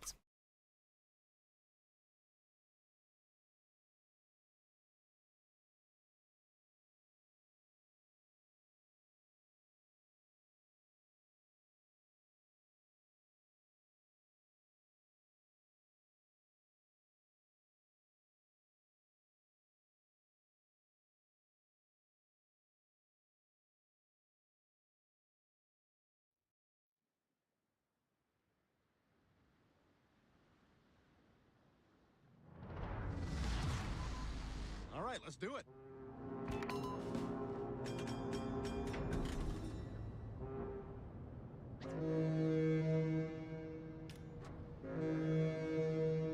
Attention! This is Task Force Commander. Our transport ships have been captured. Attack I the recognize this map. retrieve Go full left. ships. My other left, right. I meant right. Go full right. That's the enemy. I said that with such gusto too, man. Go left. Oh no, wait, that's where they're coming from. The other left.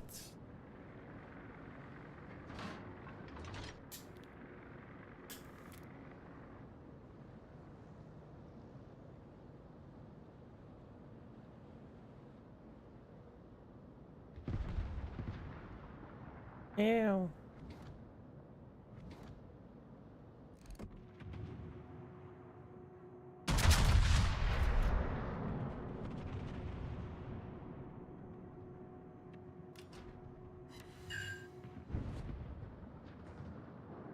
On Fire.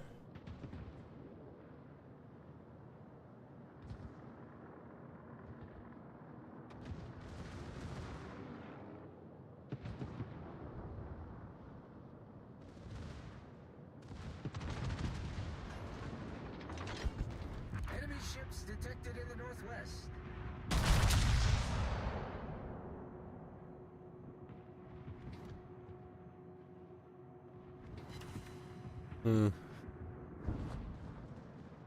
That was shit.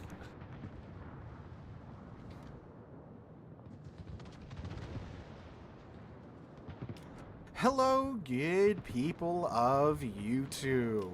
Mountbatten here, and today we are going over the top 5 mistakes you need to stop making in World Warships. These are 5 mistakes that I see plenty of Sounds like something I players need still to make. watch. Players with a few hundred battles on their account, players with thousands Let's of be battles honest. on their account, they are commonly still making these mistakes in today's World Warships. So these are mistakes that new players can make, that old players can make, so stick around and see if you are one of these players making one of these mistakes. But before we get into it, about half of you people Stole watching it. right now, over half in fact, are not subscribed to the channel. Despite returning every single day to watch the daily World Warships video, you aren't subscribed. So why don't you fix that by hitting the subscribe button down below. And while you're down there, why don't you go ahead and hit that like button as well. The YouTube algorithm really likes seeing those two things happen. And since you're already down there, go ahead and leave a comment as well. Now we've hit the trifecta of appeasing the YouTube algorithm. So now that I'm done begging for that, let's go ahead and get started with number 5. And number 5 is quite simply not knowing your ship. So many players nowadays, they are clearly players that haven't really learned their ship despite having quite a few battles in it. What do I mean by knowing your ship? I'm not saying you need to know No thy ship, every Dodo. single minute detail about the ship that you are playing, but you should know generally what type of ship is it in its class, like cruisers, for example. We have light cruisers and we have heavy cruisers. Those are two easy distinctions to make. But then, even within the light and heavy cruiser designation, there are different cruisers. Like, some cruisers are more there for kiting or flanking or, being a nice little nuisance to destroyers trying to cap the caps. If it has something like radar or a low concealment raid, taking those two put together. So you'll see players playing, a cruiser that's more about, let's use the Moskva or the Petropavlovsk for an example. Those are cruisers that typically find an island. There's a K in there, bro. Nestled up right on that island, and then they are just a solid thorn in the side of the enemy team. And you gotta really focus them down to get them removed from that spot. And combine that with their radar. They're best played near caps, using island cover to survive for quite a long time. And then you'll see someone trying to, play them like an open water gunboat cruiser, something that the Hindenburg does very well. But the Moskva and the Petropavlovsk don't really do that all that well. The Moskva doesn't do it that well because it has a exposed citadel on the side. The Petropavlovsk doesn't really do it that well because, well, it's not exactly maneuverable, neither is the Moskva, but you guys get what I'm saying. They're playing the ship in the completely wrong manner. Now, it's one thing, of course, if, the match degrades to the point where you're forced to play the ship in that manner, but you see plenty of players doing this, earlier in the match, playing their ship just wrong. I mean, think about it. How many times have you seen a destroyer or a cruiser, or even a battleship armed with deep-water torpedoes try to torpedo a destroyer? It's quite a lot, isn't it? So these are things that you need to be aware of when you are either grinding a ship or buying a premium ship. Now, again, I'm not saying you need to go on like the ship tour website and memorize every single stat about the ship, but you should at least maybe look up a video. Dude, the bill is like online 100% or working right now. Well, I was going to say the like forum, but they don't exist anymore. I take it 30 minutes later, I'm good for eating, and then like 3 hours later, I'm just when it's like starting to stop working, I guess. But like on there's like a massive down. Discord or on the community forum, DevStrike, just find something about this ship, read a little bit about it, and understand what you're getting yourself into. Because you very well may find that, you thought these ships looked neat, but now that you're, starting to go up the line, or even before you start to go up the line, if you start reading about the ships, you might realize, oh, I don't really want to play British battleships because I don't like HE spamming in battleships. That's not really appealing to me, right? So you can learn beforehand and make an informed decision beforehand about what ship line you want to grind and or learn how to play it a little bit better. And trust me, by doing that, by doing a little bit of research into the ship that you're looking at playing or that you are playing, you'll be better off than a large portion. I don't know why the fuck I'm here. I'm so dumb. Know your ship, know how it's meant to be played, know its armor scheme, know its consumables, know how they work, know what commander build you should have on and all that jazz. And again, just doing a little bit of research will help you out tremendously. So, alright, going on down to number 4. We have limiting yourself to one class. This is another very common thing. I did this too for the first couple of years of playing this game. I only played battleships. That was this it. one's you, Dodo. I thought battleships were cool. They have a ton of armor. They have a big ol' HP bar. They have massive guns. And they have the ability to just, one-tap cruisers and lesser battleships out of existence, right, with their large guns. That's all I played. I'm gonna for die the first before I 2 get my years shot of playing off. this game. I didn't touch a cruiser. I didn't touch a destroyer. I didn't touch a carrier. Submarines weren't a thing yet, so I couldn't touch them. That's all that I played. Which, of course, led to me having a very battleship-minded view of the game. And I was getting frustrated at trying to deal with torpedo destroyers and light cruisers because, per my worldview, they were, this incredibly unbalanced class of ships. The torpedo destroyers, you don't even know where they're at, and then here comes a wall of torpedoes at you. The HE spamming light cruisers are hiding behind an island and just farming you down for minutes on end. There's nothing you can do about it. So I had a very limited view of the game, which of course led to me not really knowing how to deal with those ships. Eventually, I finally gave in and I started playing, cruisers and touching a destroyer every now and then to get an idea of, how those ships play. And by doing so, by learning how to play those ships, I then learned how to counter them, because you figure out what doesn't work when you play a ship for the first time. You figure that out quite fast. And if you need a hint to know what doesn't work in those ships, it's typically whatever you did to get yourself back to port, right? So like light cruisers, positioning is everything in light cruisers, right? Finding that island you can hide behind to launch your shells over, trying to get in range in the first place, right? And get in a good spot. Or if you have a smoke cruiser, knowing, you know, where's a good place to smoke up at, you know, you shouldn't be sitting still in smoke, this, that, and the other. So by playing those other classes, you understand how they play, then you further understand how to counter them. It makes you a much better player overall by becoming a more well-rounded player. And yes, you even should play those forbidden classes, right? Submarines and CVs. Not saying you got to become a CV. I know, right? Not saying you got to become a sub main, but And guess then what? some. Those classes have He's wildly specifically talking to mechanics you. from the rest of the classes in game, and it is a lot to learn by, well, not playing them. Yeah, you can watch streams and videos and such to get an idea, but playing and getting hands-on experience with those classes will lead you to have a better understanding of how those I agree with me too. operate, and thusly how to counter them, because, well, you're going to see what does and doesn't work playing those classes, just like playing the other 3 normal classes in game. So if you limit yourself to one class, you're limiting the experience you're getting in the game. You're limiting, you know, your ability to become a more well-rounded individual.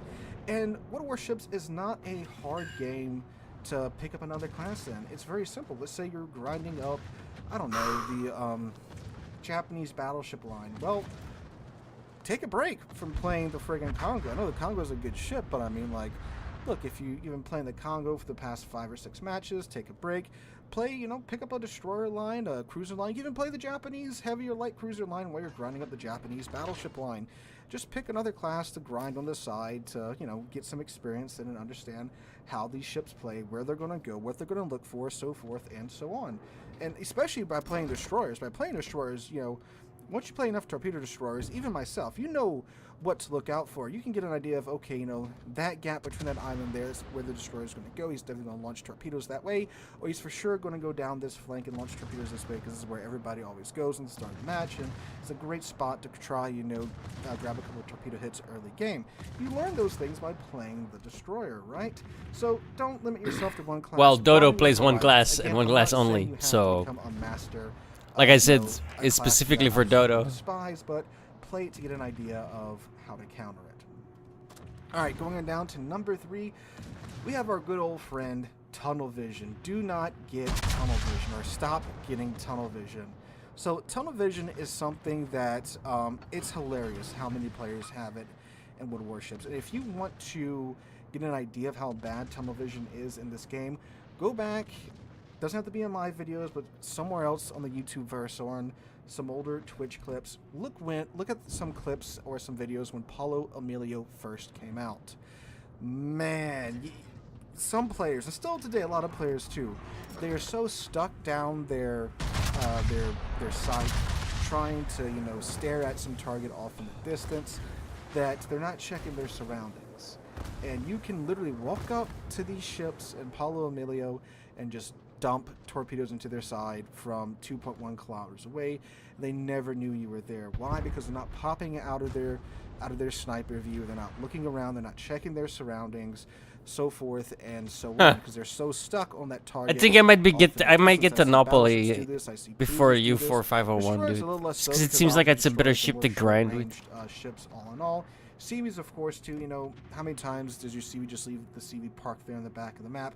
Doesn't even bother moving it because they're too busy flying the plane. So it's, of course, a problem that everyone experiences, or I should say every class experiences. So how do you avoid this? It's pretty simple. You know, take your shot, back out of your sniper view, look left, look That was right, terrible. check your mini-map, and then you can go ahead and go back into your sniper view for a couple of seconds and rinse, wash, and repeat, just like driving a car. You check your 2 side mirrors, you check your rear view mirror, then you go back to looking at the road in front of you. Just do this every, you know, 10, 15 seconds. World of Warships isn't exactly an overly fast-paced game, but it's something that you still definitely need to do, because too many No, I mean, players like, easier to depend grind. upon that yellow exclamation point popping up. And it's really surprising, given the amount of things like exhaust smoke generators that are in the game today, and like the curtain smoke that the support CVs can drop out, that players still really haven't adapted overly well to this idea of, you know, not just staring down your ADS view for the entire match trying to, you know, hit that target in the back. And I know you Battleship players out there are really bad at this, because I was really bad about this for quite some time. It's why now, anytime you watch me play a battleship, I'm always, you know, I'll shoot, I'll look left, I'll look right, then I'll go back to, you know, trying to see where my shells Well, that's are true. of the enemy ship, and I'll do that again, you know, every few seconds, just to, you know, not eat a wall of torpedoes or not get bum rushed by a destroyer or something like that. You will be surprised how many players do ignore the 60 knot smoke screen I don't really know, video dudes. or I'm the, like you know, really, battleship I'm size wishy-washy smoke on the screen of some of subject. the Italian battleships. Everyone's far too reliant upon that little yellow exclamation point popping up. So don't get tunnel vision. Pay attention to what's going on around you. Pay attention to what's going on your flank. I mean, if nothing else, just to make sure that, you know, hey, is my flank collapsing yet? To make sure you can get out of there in time, because, I mean, that's even happening to me nowadays. You know, I'll be really focused on something going on, you know, way in the back of the flank that I'm currently on. Then I'll look back down, I'll be like, oh, wow, like half of our team's dead on this flank. Better get out of here, right? So, especially with how fast that can happen nowadays, don't get tunnel vision. Check your map, check your surroundings, and make sure that you are, well, where you should be. Alright, going on our way down now to number 2. We have a real big one, and that is being downright obsessed with damage. Stop that. Stop that, stop that, stop that, stop that. Damage is cool, don't get me wrong. Doing damage, very cool. But when you get so stuck on damage is everything, and you just farm all game, that's a problem. I'm going to tell you a secret here. Damage doesn't win matches. It just doesn't. What does win matches? Getting caps. That wins matches. And sure, getting kills, that wins matches too, don't get me wrong. But securing a kill versus just farming damage for half the game, those are two very different things. Now, obviously, you gotta do damage in the game. I'm not saying, you know, you should be some pacifist that never shoots his guns or fires torpedoes or anything like that. But don't get stuck with that farming mentality in randoms. There's certainly a place for it. You know, later in the match, you know, when there's only a handful of ships left alive on the enemy team, and you're, you know, chasing down, you know, one of the last 3 ships, you got, you know, 6 ships still left alive, and it's a battleship. Oh yeah, by all means, you know, please, you know, farm to your little heart's content. You've earned it at that point. But getting stuck with that mentality early game is most terrible. I can't begin to, you know, imagine how many times I've seen the following scenario happens. The match has started. It's the first, you know, 4 or 5 minutes of the game. You get first contact with the enemy team. Your destroyers are in the cap. So are the enemy team's destroyers. But behind the enemy team's destroyers, there are some nice, juicy battleships that are spotting. What does over half of the friendly team do?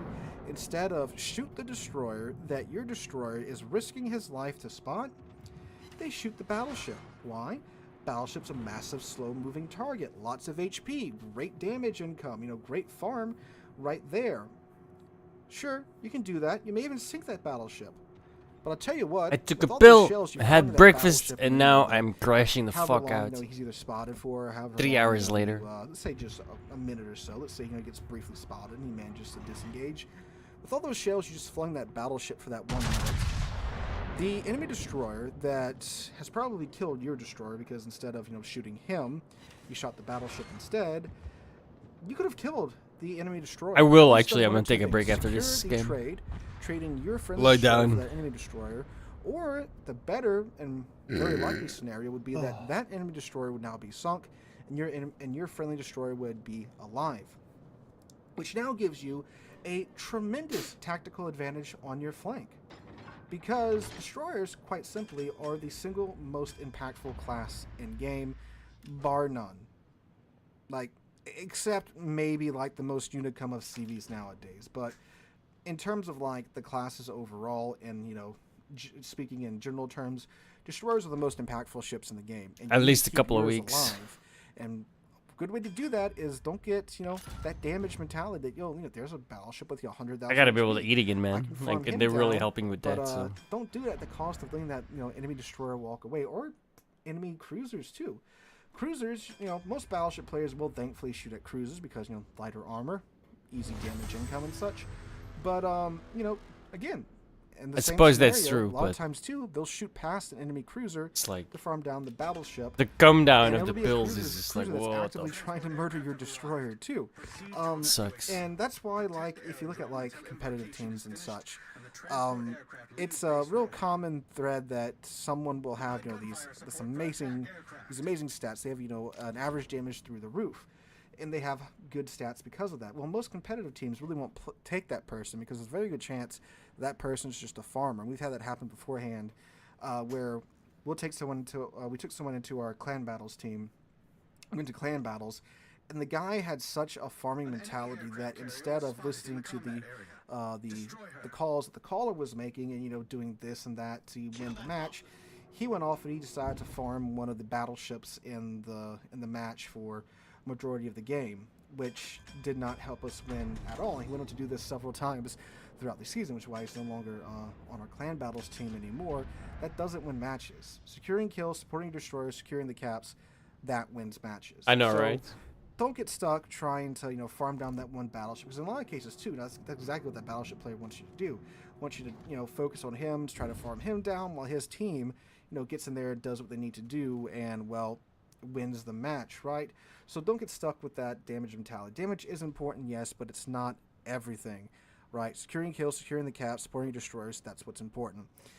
Speaking of that, our number one point is not supporting destroyers. I kind of touched on that a good bit there in our number two point as well. But yes, like I just said, destroyers are the single most important class in the game. Don't believe me, just observe as you're playing the game throughout this week. I promise you, in 8 or 9 out of 10 of the matches that you have, where one team's destroyers survive the opening 5 minutes, that team is going to win the game. It's that simple. In a game like World of Warships, where you have the spotting mechanics that we do have, destroyers are the vision for the friendly team. And as the old saying goes, I cannot shoot what I cannot see. If all your destroyers are sunk and the enemy destroyers are not sunk, then guess what? That team has the vision advantage.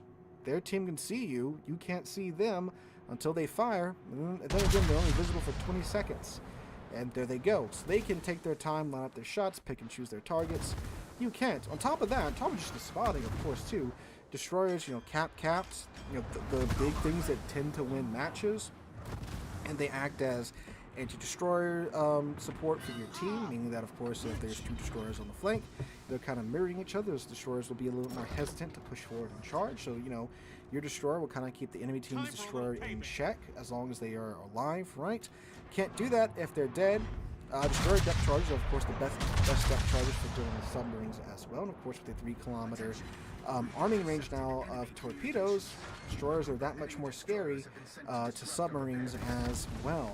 So they're an overly important class, almost to a fault, and I can definitely see how someone could argue that way too much importance has been placed upon the destroyer class in World of Warships, but hey, it's what it is, it's how the game works, and it is something that you definitely need to stop not doing. You need to support your destroyers, because keep the destroyers alive, keep the vision advantage, keep the capping ability alive, win the matches. And hey, you know, big damage number at the end of the game, kind of going back to number 2, that's cool and all, but winning the match, that's cooler. I mean, really too, like destroyers too, I mean, you can play destroyer, and you can do like completely mediocre damage, but if you're spotting and if you're capping, you're going to be number 1 on the team every time. I mean, just look at the background footage too. I just focus here on spotting and capping. Easy money in destroyers as well, because it is that important. It's why it's rewarded that well in the economy. So support your destroyers, sink the enemy destroyers, sink the enemy cruisers that are trying to murder your destroyers, rinse, wash, and repeat, win games. So guys, those are my top 5 mistakes you need to stop making in World of Warships. Let me know what you guys think in the comments down below. What other tips or what other mistakes do you see players making that you'd like to share with the class down below? Let us know all that jazz in the comment section. Hope you guys enjoyed. Have a wonderful Monday, wonderful rest of your week. Hope to catch you guys in the next one.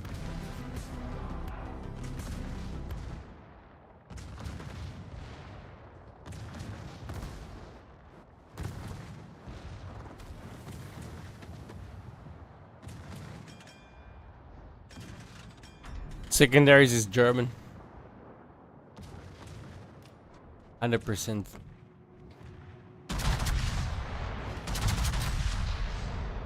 Really.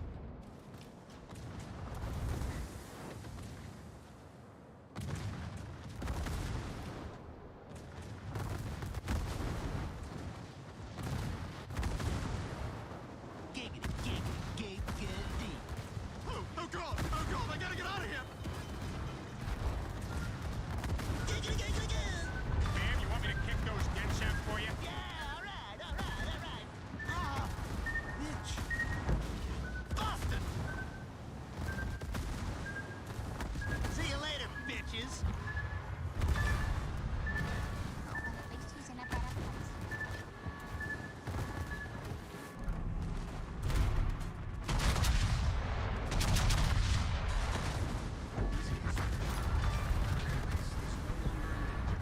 At least he's in a better place. Quagmire, why is the red light going?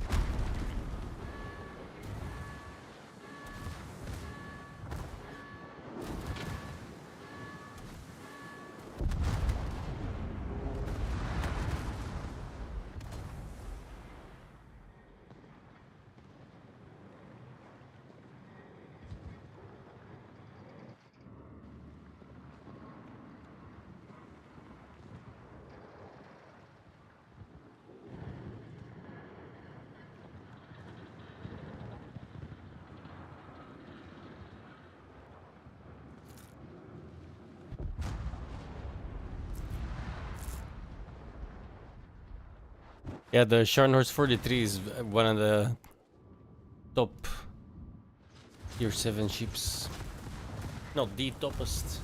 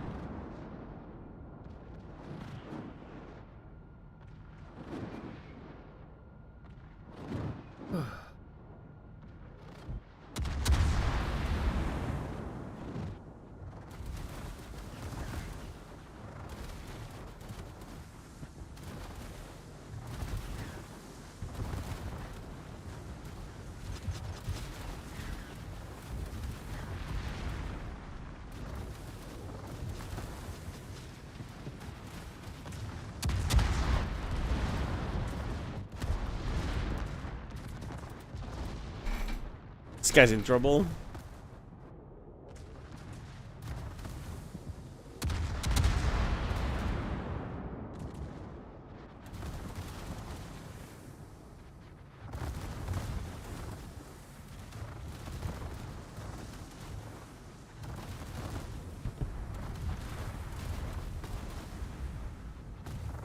Bro, how is he not dead? What the fuck? How did I immediately blow the fuck up and this guy is like, yeah, I'm just perfectly fine.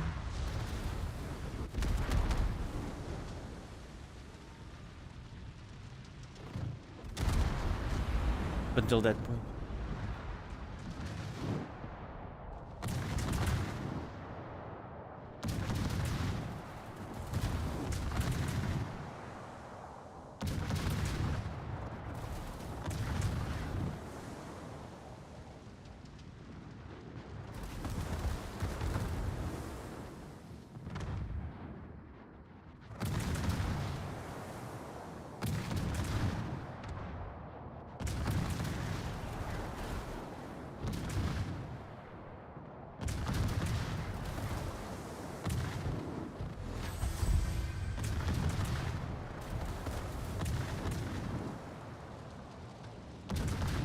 Give me my goal.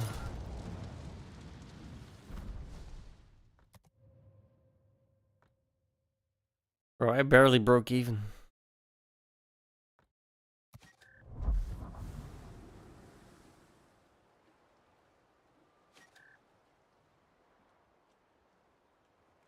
I lost 100k on this one.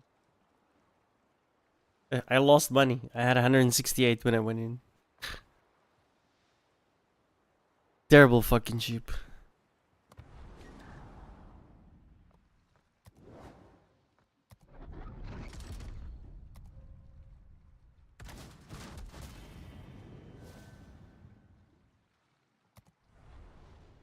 God, I'm so close, dude.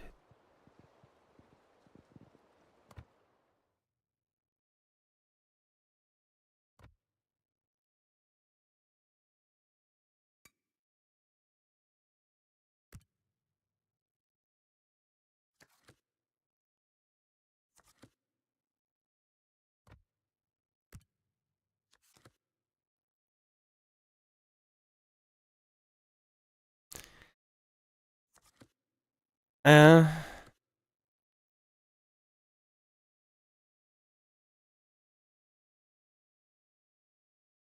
11,460 coal is what I need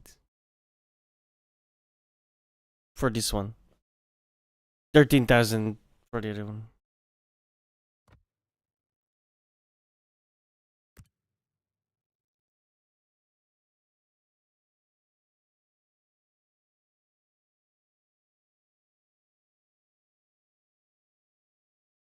I really don't know which one to get. Like, they both look so juicy though.